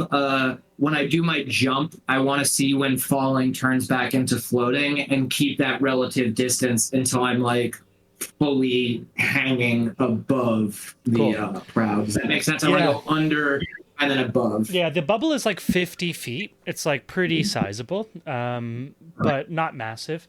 So I'm gonna say it's gonna be a to go below will be an athletics check as you're going through like parts of this decomposing body. Oh, okay. If it's not like just a floating thing, and I actually have to traverse through it, then I'll jump off the side, hit gravity. Yeah. Cool. Yeah. Up and around. What you missed when it was just the thing when Onarli was talking about like identifying havoc. The petrified form is hundreds of miles long. So okay, it's much bigger than we were on like a floating island of membrane and gunk. I didn't realize this is just like a piece of it. Yeah, this is one piece of it. Yeah, cool. Yeah, so I'll jump outside and then go up and around. Sweet. So you go jump up and around. You followed by the rest of the gang, and you find yourselves here at the starboard section. I'm just going to drag all your tokens here, just so that you can kind of see them. Not trying to do too much restriction, and I will move us for our audience so that they can see the map a little bit better. Awesome. So right now you're I have you dangling just over the top here. There's only 2 sections. You can see that there's this starboard section, then there's clearly like another vessel that has rammed itself into this starboard section, on top of which this tree is growing. How is this tree growing? The deck's flooring is uneven. The roots have woven around some of the plants, jutting from the segments for. This seems to be, Thaddeus, you're the first who can identify this as a lifeboat from a larger vessel. Atop the smaller wreck is a stout tree with vibrant pink and red blossoms. Is the tree's roots growing into the flesh of havoc? Yes, they are. Well, they're going through the boards and they're going down below into the lower deck. They are moving in that direction. Does anything look amiss that's on the top of the deck by the tree? So if you want to check out... I'll do a perception check on that. Yeah, give me a perception check at the top, on this top deck, the starboard top deck here. 22. 22. With a 22, this is it's like totally normal tree growing on a ship that's crashed into another ship that's crashed into a dead god that's in the middle of the Astral Sea. Other than the actual facts of what you're looking at, totally normal. It's another Tuesday. Another Tuesday for this tree. This tree's clearly been growing for a while. I think it's with a 22. It's one of those time things. It's like, was this tree growing on the ship before, this like life craft before it crashed? It's clearly grown since the crash. But whether it started growing before the crash or not is tough to tell.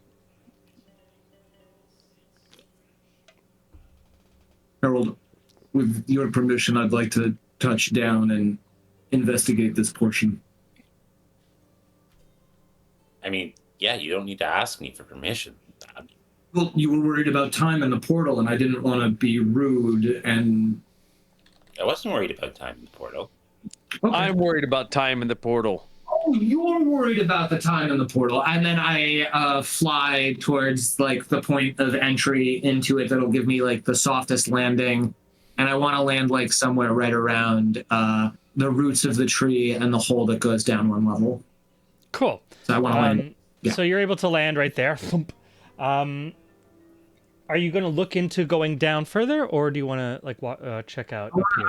Is there anything else, being now that I'm like standing and looking at the tree, is there anything about being face to face with the tree that is worth more of my attention than the hole is? Yeah, I scan the tree first before I scan the hole. Looks like a normal tree. I shout that up to everybody who's still flying. No Zivlin? right. I mean, Nothing that I can see. it's definitely pink and red blossoms, which don't seem familiar. That'd be a nature check. But otherwise, tree. Get that cleric to check. Arlie. What kind of tree is this? I'm not sure Arlie's nature is the best. Harley's nature is not the best. It's -1. But she will roll with a 13. She says, looks like a tree there. Looks like quite the tree. Not sure what it's growing on, but looks hardy. Okay, let's keep it moving. When he says, let's keep it moving, I jump down the hole. Amazing.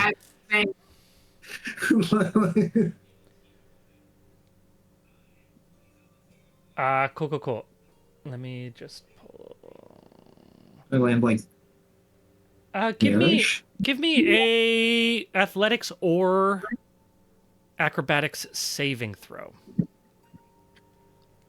that would just be. Wait, do you want a dexterity saving throw, or do you want me to row? Oh, sorry. This would be how- athletics. Sorry, athletics or acrobatics check. and you have to beat a 25. I do not beat a 25. Wow. Incredible roll there. As you leap down the hole, one of the roots begins to move and wraps itself around you, catches you, like you end up straddling it, and then it comes up and wraps itself, pulling you up out of the hole. As you do so, the whole tree creaks and groans, and the ridges of the bark seem to turn and reveal almost a face. You're pulled up towards this face. Hey, and Elric rolled a 17 on that nature check before all this went down, but I just wanted to cool. go out there. But At this point, Elric, it seems like we know at what we're this doing point, now. you know what you're looking at. At this point, Elric, I mean, it's one of those things where it's like, No, no, don't. Vicabar gave you advantage too. Oh, Damn no. it. Oh well. Okay, well, hold on to that. Hold on to that advantage. Elric, I think this is one of these, like, I think I know. And you're watching someone else go through it, and you're like, and then just as the tree starts to move, you're like, yep, I think we're looking at a tree ant. I think that's a tree ant. Oh, well, you know. You got it. I think you know. I know what a tree ant is, right? Yeah. Yeah, it's like they're animated trees. Magic, I mean, there's a lot of debate comes from what animated them, but effectively they are animate sentient trees.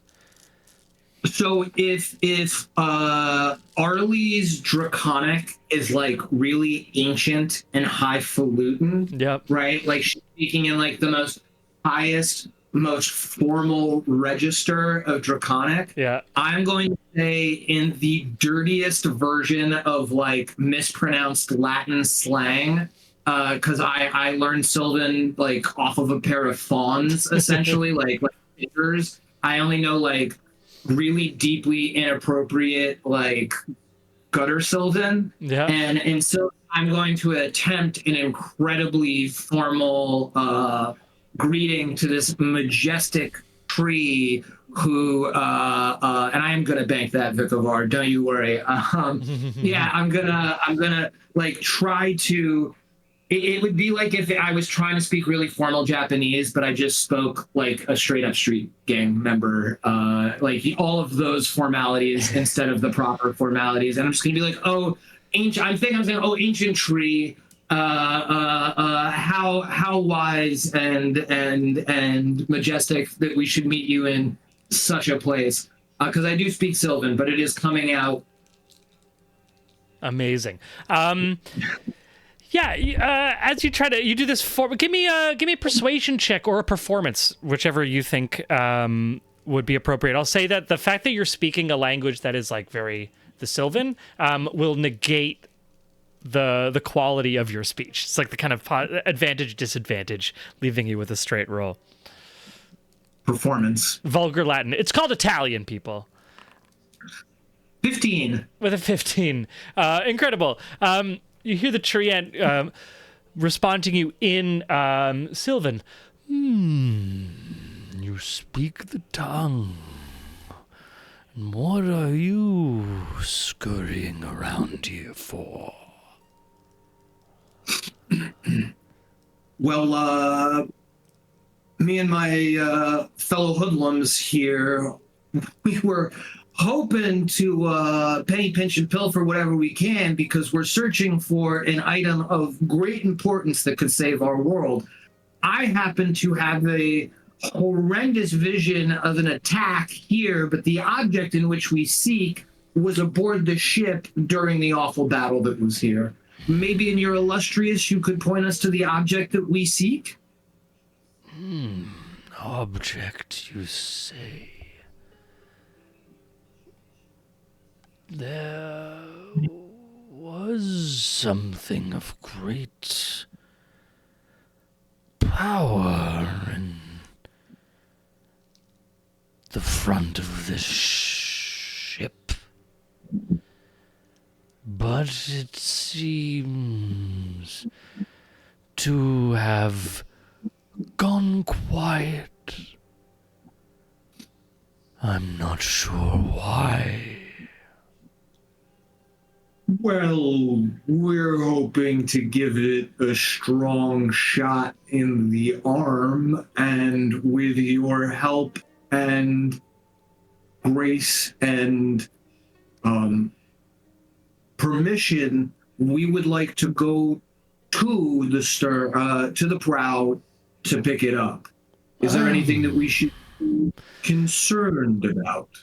You scurriers scurry around, always somewhere to go.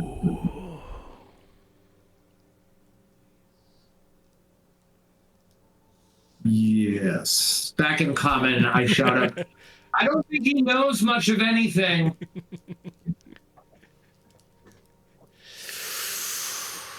The breathing of this end, like, you can't quite tell, as you're held close face to face, effectively, with this tree ant, there is a rhythm that any other place you would just assume is like the breeze going through the trees, leaves, but in this space without wind, it is like very clearly some sort of facsimile of breath as the trees like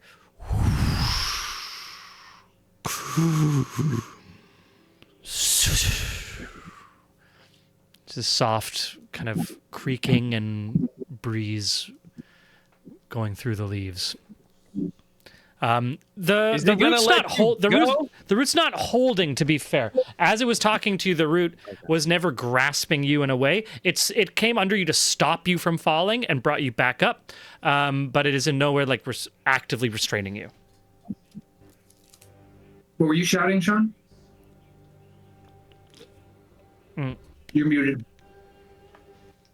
Elric was asking if it was going to let you go, but the answer got told. So, Elric says, let's push on then. If you don't mind, I'm going to join my friends to the prow of the ship. Would you like us to bring you anything from that section? Dad, ask it what happened. Oh! I'm so sorry for not asking before. Did you witness what happened to this God-forsaken ship?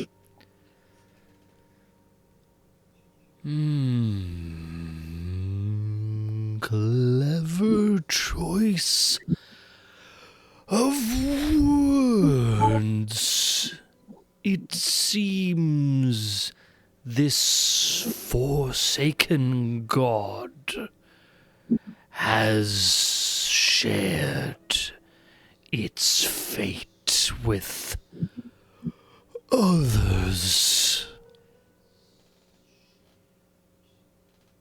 Yes, but what happened to the ship to make it like this? Moving, always scurrying. Gets you places like this.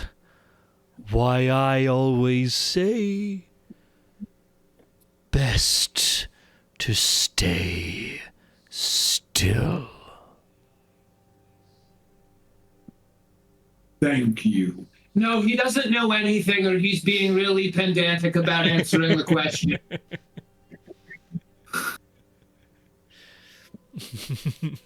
Just the light breeze and shifting of the treant.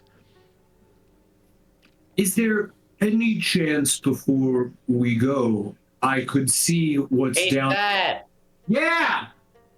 They call it common for a reason, huh? Do you speak common?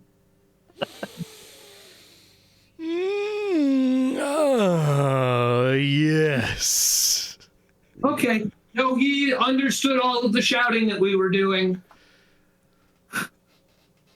Scurriers. It feels like a pejorative when you say it. It is. Before we leave, and if you do need anything from the prow, let us know. Is there any way that I could check the hold by your routes? There are monsters below. Then I won't go down there. Thank you for warning me. Very smart. With your permission, I will take my leave. And I do a little bow. What kind of monsters? Oh, Ask yes. what kind of monsters? My friend up there, who I believe you can understand, wants to know what kind of monsters. I am going to roll to see if it can describe it.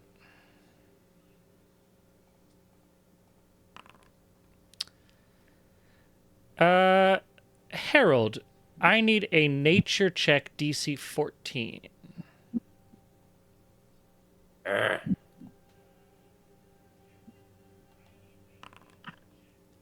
No. Nope. It's a very long-winded, short sentence about a mouth and a brain. Describing it like like we might describe a tree, I assume, right? Kind of. The problem is also just like the length of how this tree talks is like you probably could find this out. It's just really slow.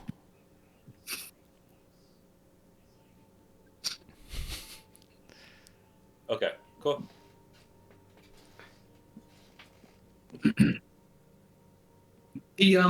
Before I leave, the monsters don't, the beasties down there don't want to hurt you. No. What's your name, by the way? Oh, sorry. Redbud. We're Rosebud. Thank you. And are you sure that they won't harm you? Yes. I am not scared. Then I will take my leave. I think that we can just go to the next place, unless if you want to go down there and fight the monsters, but they're not hurting him, so. Get it. Really? Awesome. It was wonderful meeting you. Go scurry, scurry. Scurry right away, and I just hop over the side. I love it. Just jump back in, catch the wave, bro. Surf off to the prow. Incredible. We get to the prow. Let me move us all over so that we're on the same space here. Towards the prow of the ship. Boom. A colossal heart, part flesh, part stone, looms over this segment's top deck. The map of this segment is horrible, I'm going to say. I've read through this section quite a bit, and I've looked at the map, and all the descriptions are not really accurate to what you are looking at with this map. The main thing to understand is that the prow has gone into the heart, and so the prow of the ship has broken in and is embedded inside the heart. Here, it looks like the heart is somehow behind the prow in the map. That's not accurate to everything that is described.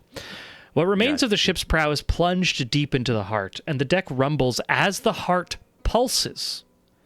Scraps of gossamer sails dangle off the ship's broken-off mast, which is jammed through one of the doors leading into the forecastle.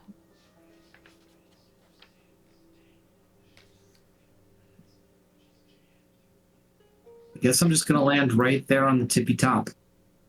Hell yeah. Yeah, I'll follow. And you say the heart is actively beating, huh? The heart is slowly and actively beating, yeah. I turned to Arlie as we land, and I pointed at the heart, and I was like, I thought you said it was dead.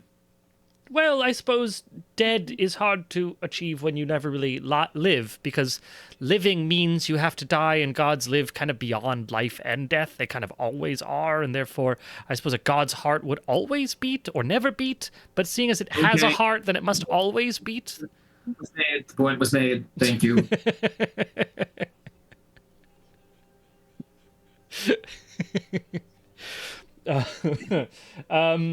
Amazing. That's what you see at the foredeck there. As you can continue down and then into the. There are two stairs that bring you down, and then one set of stairs brings you below deck. But if you go down one set of stairs, that would get you. You could go inside to the captain's quarters and navigation room.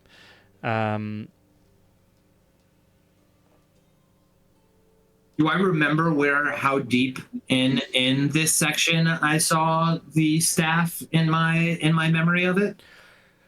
Yeah, so this is one of those annoying things where like the map doesn't help, because really what you should, I'm just going to draw a thing. Really what it should be is that like the heart is here, and that it is like in the prow is like in the heart.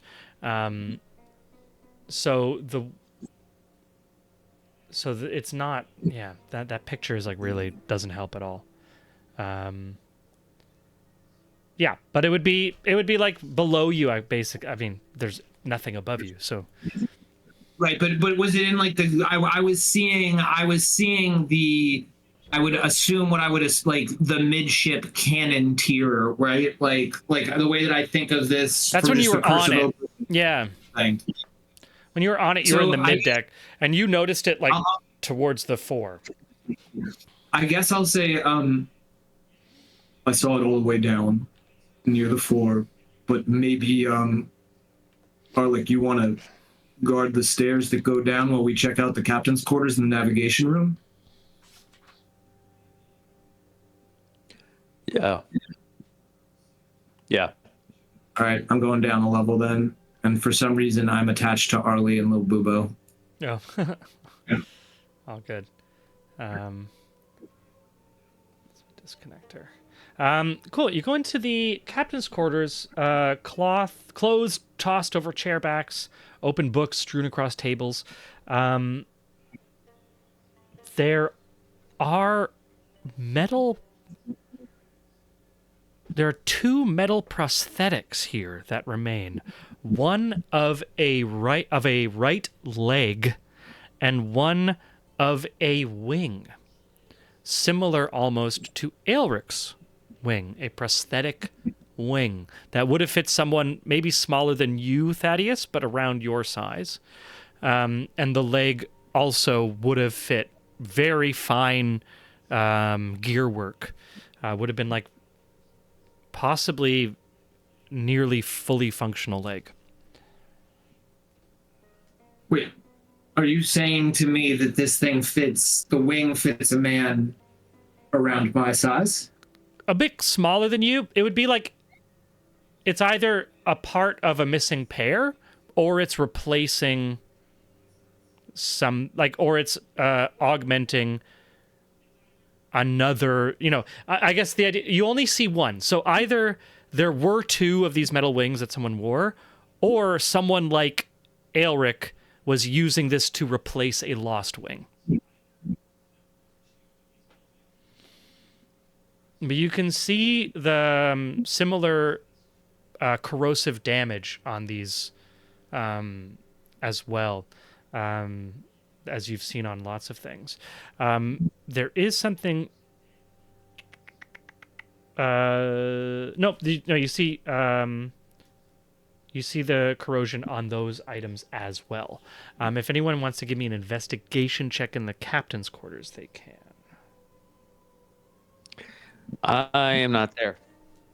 16. I guess I rolled in the wrong thing, so it should be a 16. Oh, all good. And Harold, I think, is going to... 16 for both of you. Amazing. Harold, you're able to find a magical short sword and in a bedside table a magical ring that you need to identify. Thaddeus, you're able to identify a magical lantern that you would need to identify. Does Arlie have the identify spell prepared?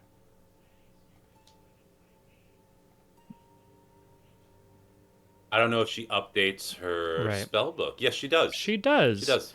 I also have identified that I can either cast as a ritual or burn a spell slot on. Oh, amazing. Well, if the two of you can cast it as a ritual, then you can just...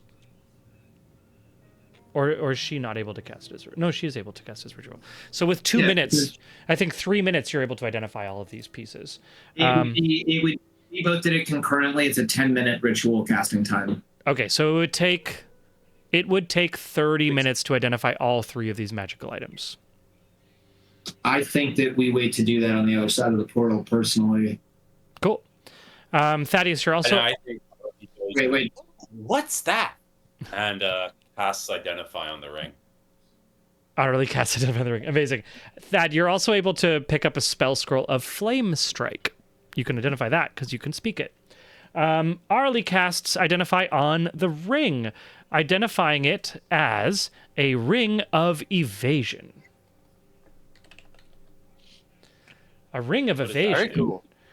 A ring of evasion has 3 charges. I'm sorry, I'm channeling my Brennan Lee Mulligan, who does this thing with his...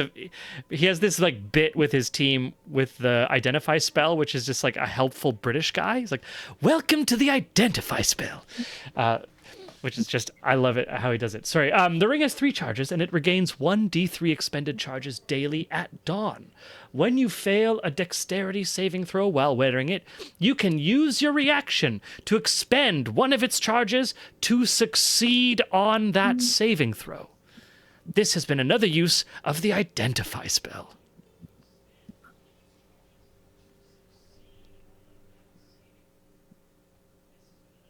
I'm going to give Arlie that ring as she casts the spell. But just so that we track the ring. Is there anything in the navigator's quarters? In the navigator's quarters. No? Wait, no. Harold's not done. Harold found the ring.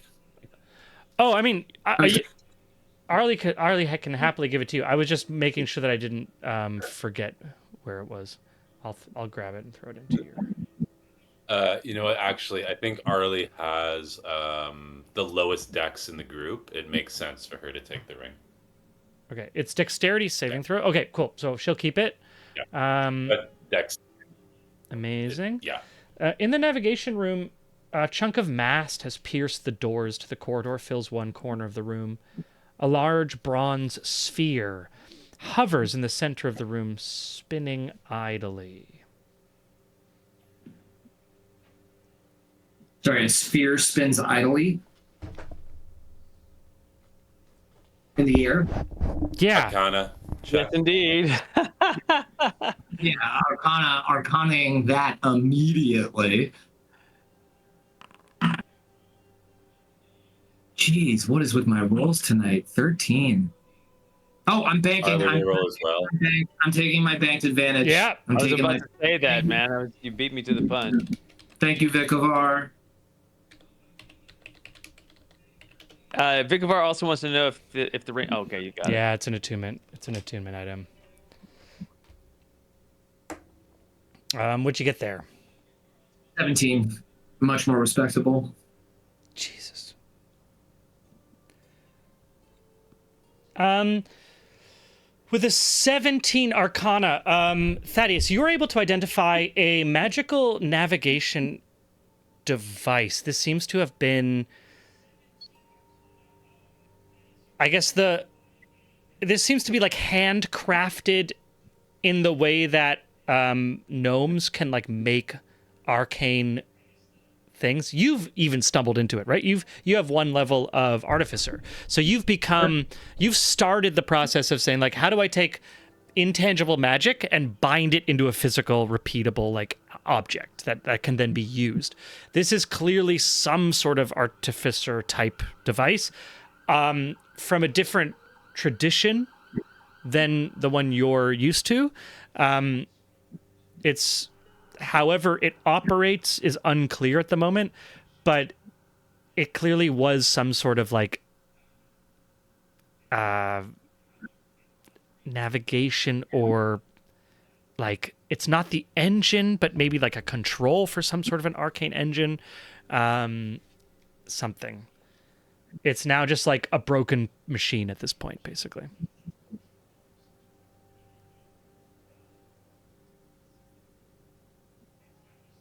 I touch it.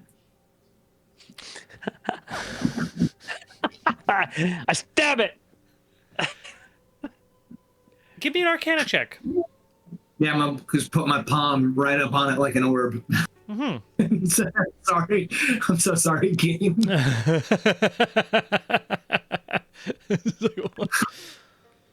Another 17. Thad, you put your hand out to it and it gives very little, and so you give it a little jolt of some arcane energy of yourself. It seems to clearly have been disconnected from whatever power source or arcane energy powered it.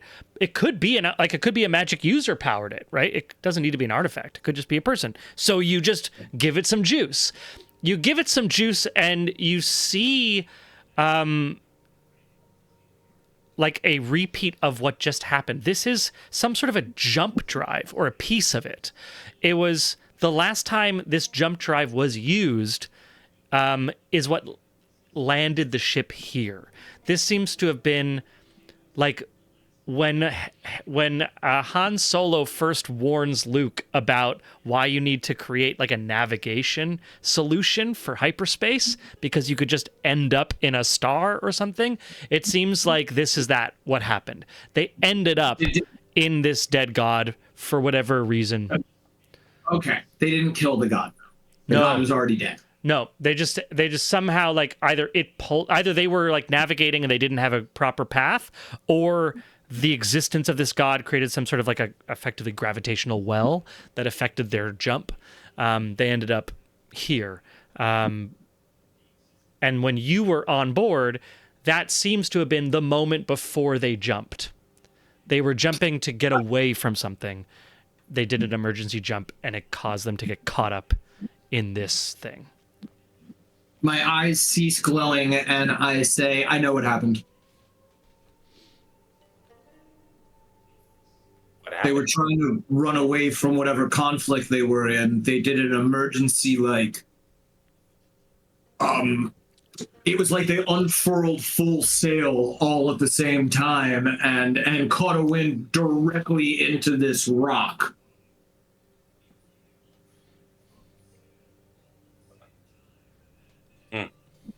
The good news is, unless if some other thing that's native to this area moved in, probably everybody's dead. Something that's native to this area moved in. That. Sure, I guess.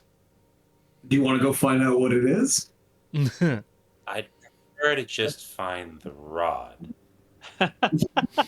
Yeah, okay, yeah, let's find the rod then.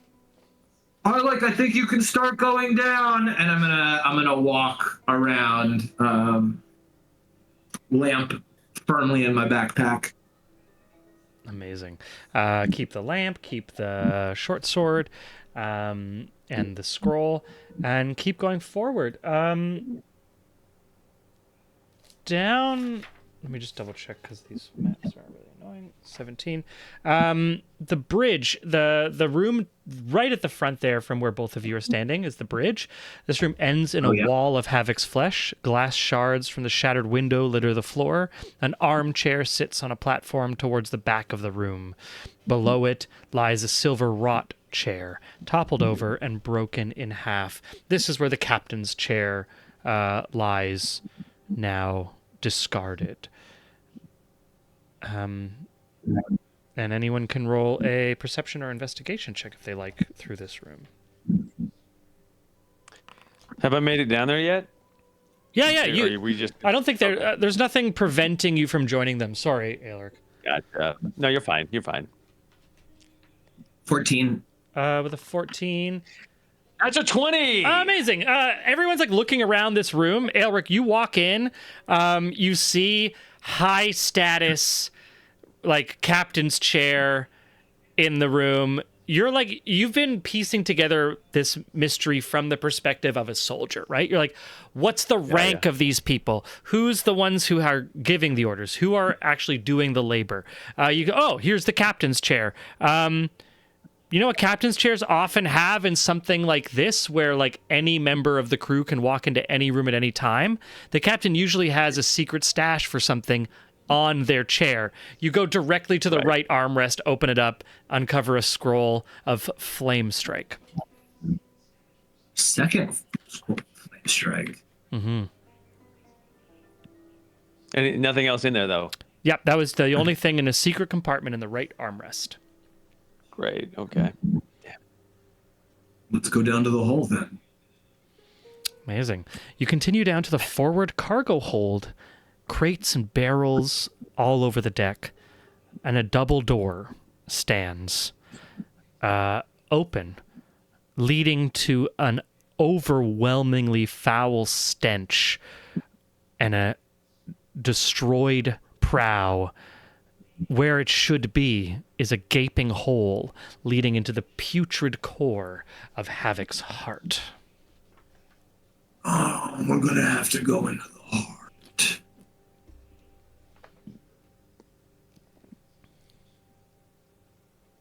I don't think I need to even stretch my memory here to know that it's probably down in that gaping wound in the heart.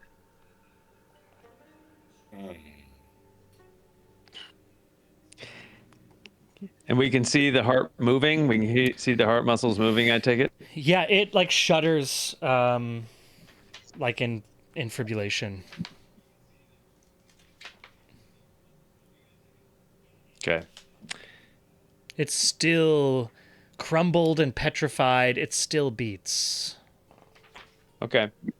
Well, Elric knows. I mean, should we go down? Isn't there another level or no? You are down. Sorry. I haven't moved everyone. You're on the bottom. Oh, okay. Okay. Great. Well, Elric will take point.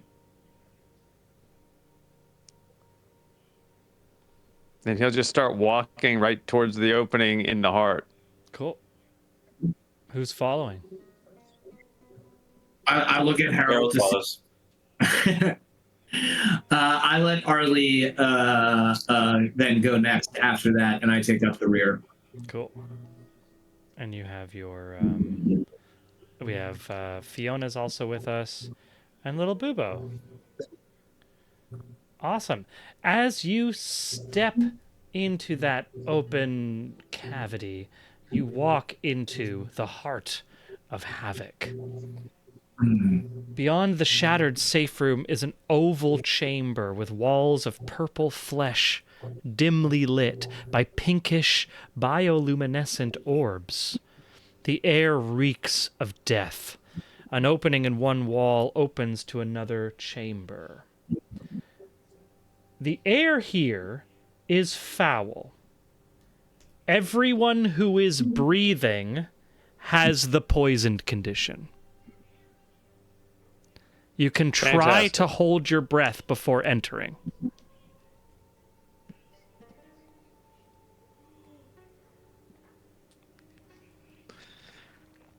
Okay. So I'll just say again to Keen. So Keen, just to catch you up, the air inside this heart is foul. If you breathe it, you will gain the poisoned condition. You can choose on entering to try to hold your breath. I'm choosing to try and do that. Okay. Thad is holding his breath. I will say Thad is under concentration.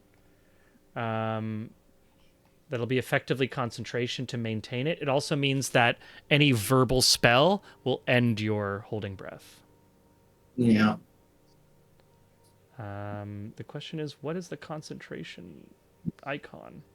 I don't know. There it is. Anyone else holding their breath? I mean, Aelric will sure try. Okay. Harold, Arlie?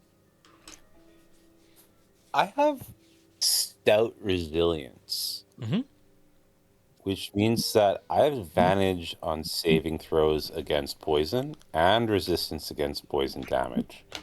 So I'm going to take a gamble and not try to hold my breath. Okay.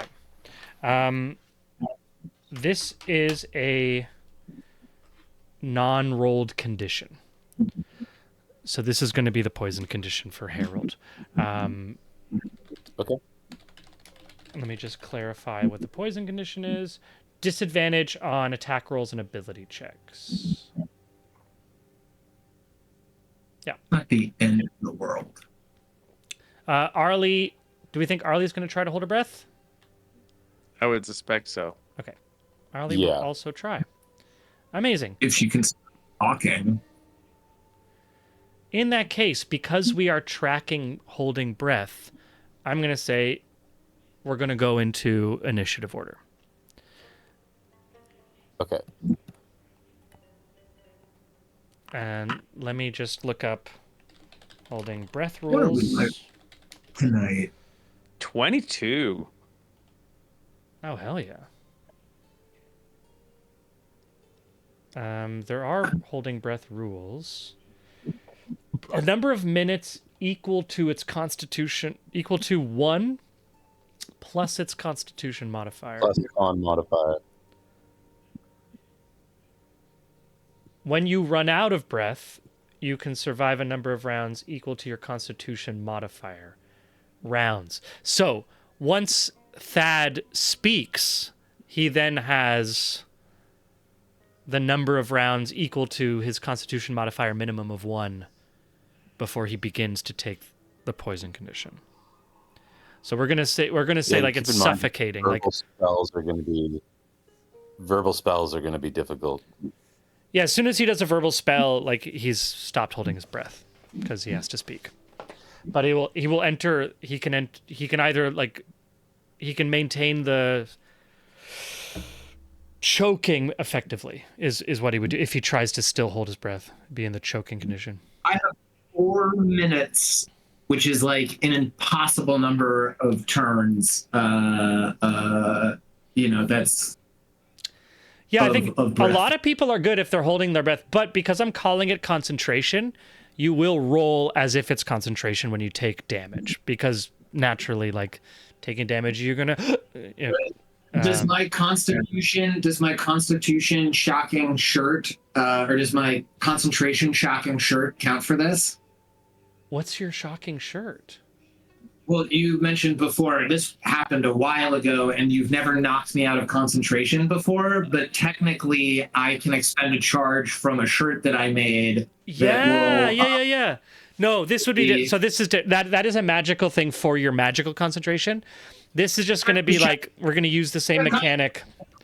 Just checking. Yeah. Good to check. No, we're just going to use the same mechanic for avoiding the poisoned condition effectively. Sure. Awesome. Good question. Cool. So I have everyone. Obviously, Fiona's not susceptible to it. Little Bubo is a invoked creature, so also not susceptible to it. Cool. I just need Fiona and Harold to roll, I believe.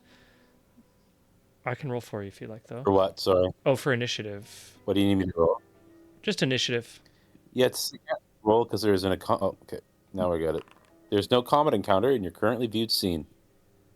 I can click them for you if you're okay with that.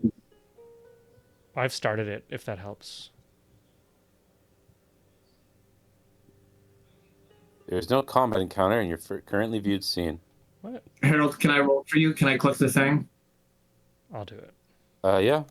Oh, you want to do it? Oh, no, I actually can't. It won't let me. I'm doing it. Harold rolled a 20. Cool. Okay, I'm doing this in initiative so that we can track time. But only if we really get into it, because I think a lot of you have quite a lot of time. Eric starting first, followed by Harold. This is a dimly lit space, by the way, so just so you know. Dimly lit in here. You have your sword, which makes it fully lit. The walls, ceiling, floor are made of flesh. Parts of the flesh have been petrified, hardening into gray crystal. Other parts are soft and spongy. The heart beats erratically, sending a dull pulse echoing through the chambers every few minutes. The ceiling and the heart are all 50 feet high. Okay.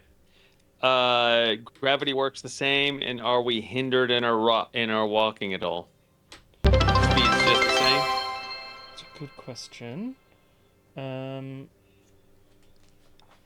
me double check to see if there's like if it says that there's like difficult terrain or something. Yeah. Doesn't look like this is difficult terrain. Okay, so the sword that illuminates bright light at 15 feet, and then additional dim light for another 15 feet. I can expand it, but it would take actions to do it. But so we got pretty good light here. But I could fly 60 feet ahead of us here, and get to this next get into this next exit or entrance here, and just like play point. Hell yeah. So I think that's what I'm gonna do. I'm just gonna bolt to right. Did you see it get dark as well? Yeah, 100%. Cool. Just so I'm not gonna take the full dash movement. I'm just going into this kind of threshold right here. Sweet. Why So you're gonna. Well, I'm trying to move him. There you go. So you go into the ventricle chamber. The walls and the floor of the massive chamber alternate between gray petrified stone and flexing muscle and flesh.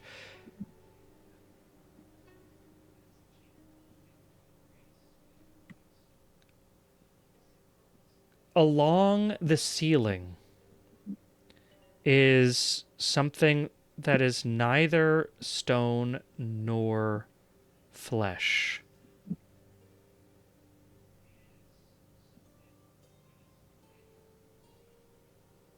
You can give a check to try to identify it, or if you want to try to. What do you want me to check? How do you want me to identify? When do I see it? Right there, or before I get there? Yeah, you see it you see it on the ceiling here. It's got to be like 20 by 20 feet or more. It's like a patch, almost like an oil patch, but like hanging on the ceiling as opposed to on the ground. Oh, Jesus. Okay. What do you want me to roll for identifying it? Just invest. Well, yeah. What would it be? Insight, perception, nature. It would be a perception or nature check. Okay. None of those are great for me, but okay. What did it do? Yeah, a 3. A 3. I did not perceive. Well, like I guess it just looks like you know what it really looks like? If you've ever been underwater and you've seen a bubble trapped from below. Yeah. It looks like that, but it's black. Okay. Okay. I call out. I'm fine, but something's up ahead. I don't know what it is.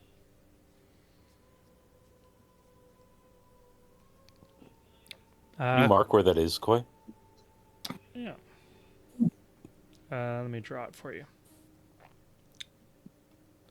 Can you see that? No. Yeah, X. You do like Yeah. a little Xy thing. Yeah.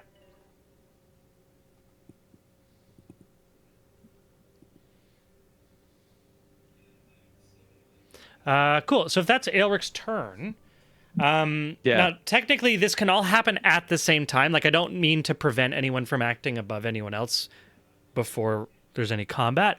I'm just trying to track like what we can do per round so that we don't like run through the whole thing and be like, yeah, that was a turn, you know, because we're now doing something, we're holding our breath. So it could be Harold, Arlie, Thad is last in initiative. So I'll allow Harold to offer first. Yeah. So right now, Fiona and Arlie and Harold are all bound, and I can't unselect them. How do I unselect? Do I right click or option click or what? The way I do it is like I create a click and drag to create like a selection box, and I just do that somewhere off of my characters, and that unselects everything. Okay. No. That's not working. You're in a Just a second. trackpad? Yeah, but I can click and drag. I'm just Okay. refreshing Founder. Okay. Sorry, guys. Yeah, the trackpad I think is fine, just buddy. You're fine. a little less cool. We're still all locked. I mean, I can move you separately, so it's like more about how you're selecting things. Yeah, so this is to the south of me. That's a wall, right? Yeah.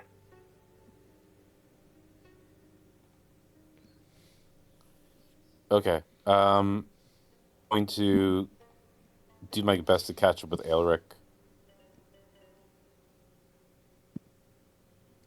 Cool. Will you take a dash to do that? Yeah.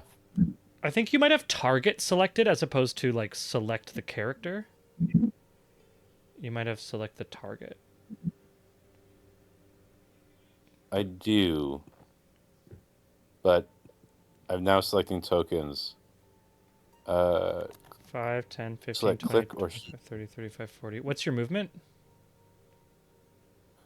30 plus, so 60 feet. Cool. This is 30. I'm dashing. 35, Yeah. 40, 45, 50. Me around the corner here. You could get here. But I think it makes most sense. Sure. Yeah. And then Cool. bring Fiona beside me. Yeah, and you can see this thing as well. You can give me a perception or a nature check if you'd like. On this on this thing in the ceiling. Nature. 16. 16. Let me make sure I pull this up. Looks like a mound. Looks like black sludge. Almost more like deeper than shadow.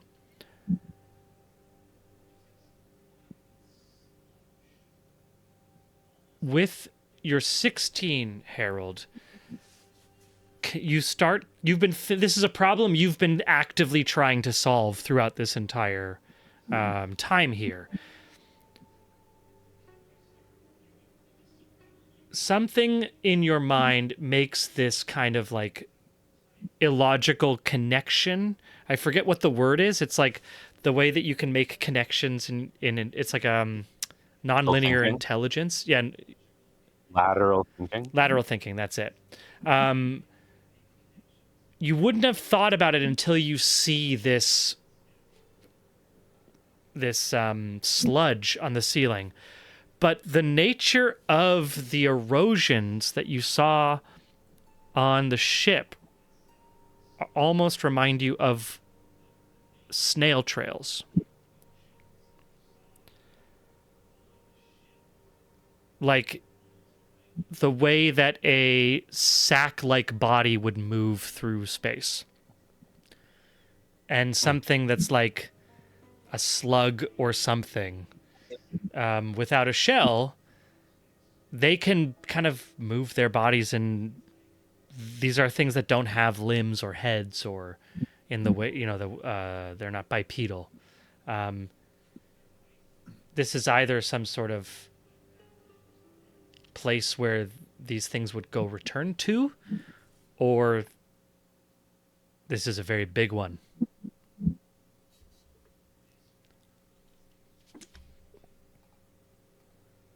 Okay. And Great. I will reveal the creature that you see.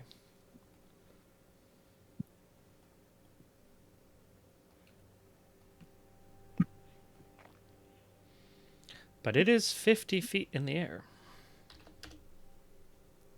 Because it is hanging on the ceiling. On the ceiling. Yeah. Okay.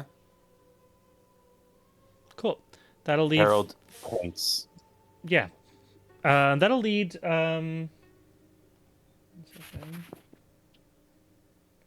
Harold, what's your stealth? Are you trying to be stealthy? And if not, what you can either roll stealth or you can give me your passive stealth. I will roll stealth.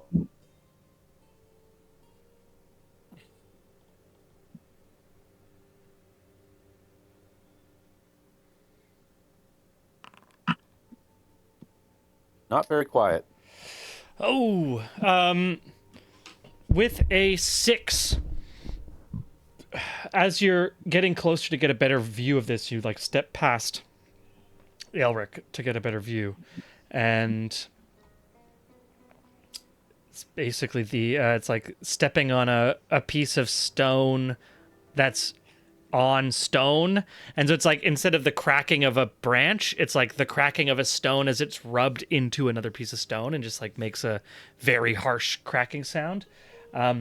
There is a ripple through the black on the ceiling as it comes to life and rolls initiative. Well, shite. Well, shite. And I'm going to say, because Arlie is the next one up, we're actually going to stop our session for today so that we can come back with a full team for our first full round of combat. Before we break, I just want to say, can't be harder than aggroing the entire dungeon in one time. Yeah, Keen and I referred to that earlier when you were offline. Yeah, 100%. 100%. It can't be harder than literally trying to fight almost every monster in the dungeon at the same time. Once. Yeah. On 3 different fronts. Yeah. You guys went crazy last time. It also took us like 3 weeks to get through that combat, which was insane. Yeah. Took way too long. Yeah. This encounter is inevitable, Vikavar. Yes, you're right. But yeah, we're going to come back with Claire as a part of, she'll get the next action, which I think is great. And then we'll be able to dive into this awesome encounter here. Where we are, I don't think it's really worth skipping over Claire's first turn. In the combat. So thank you so much. This was great. Sam, we got to have you for the second half. Sorry we got to miss you a little bit, but sorry about that. Of course, man. No, dude. Just glad you're here, man. Always so much fun to have everyone. Thank you, everyone, for watching. Thank you, Michael Keane, Sean Boyd, Sam Gilroy. Thank you for tuning in and watching in the chat, or maybe, some other future time and place. Hope you enjoyed tonight's session. And of course, tell your friends, follow us, subscribe, tip us, all that good stuff. My name's Coy. It's been an honor and a pleasure to be your storyteller this evening. And until next week, keep those dice rolling.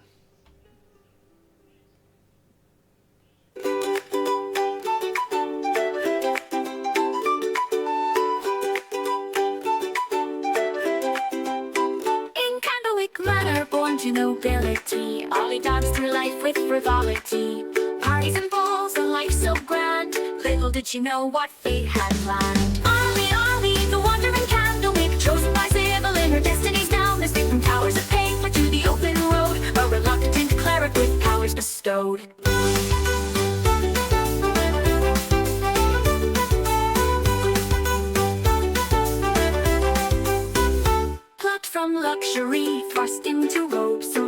white tones and dusty old globes, but Ollie's mind sharp as a tack, mastered the legalese others did lack. Contracts and bylaws, she knew them all, her litigious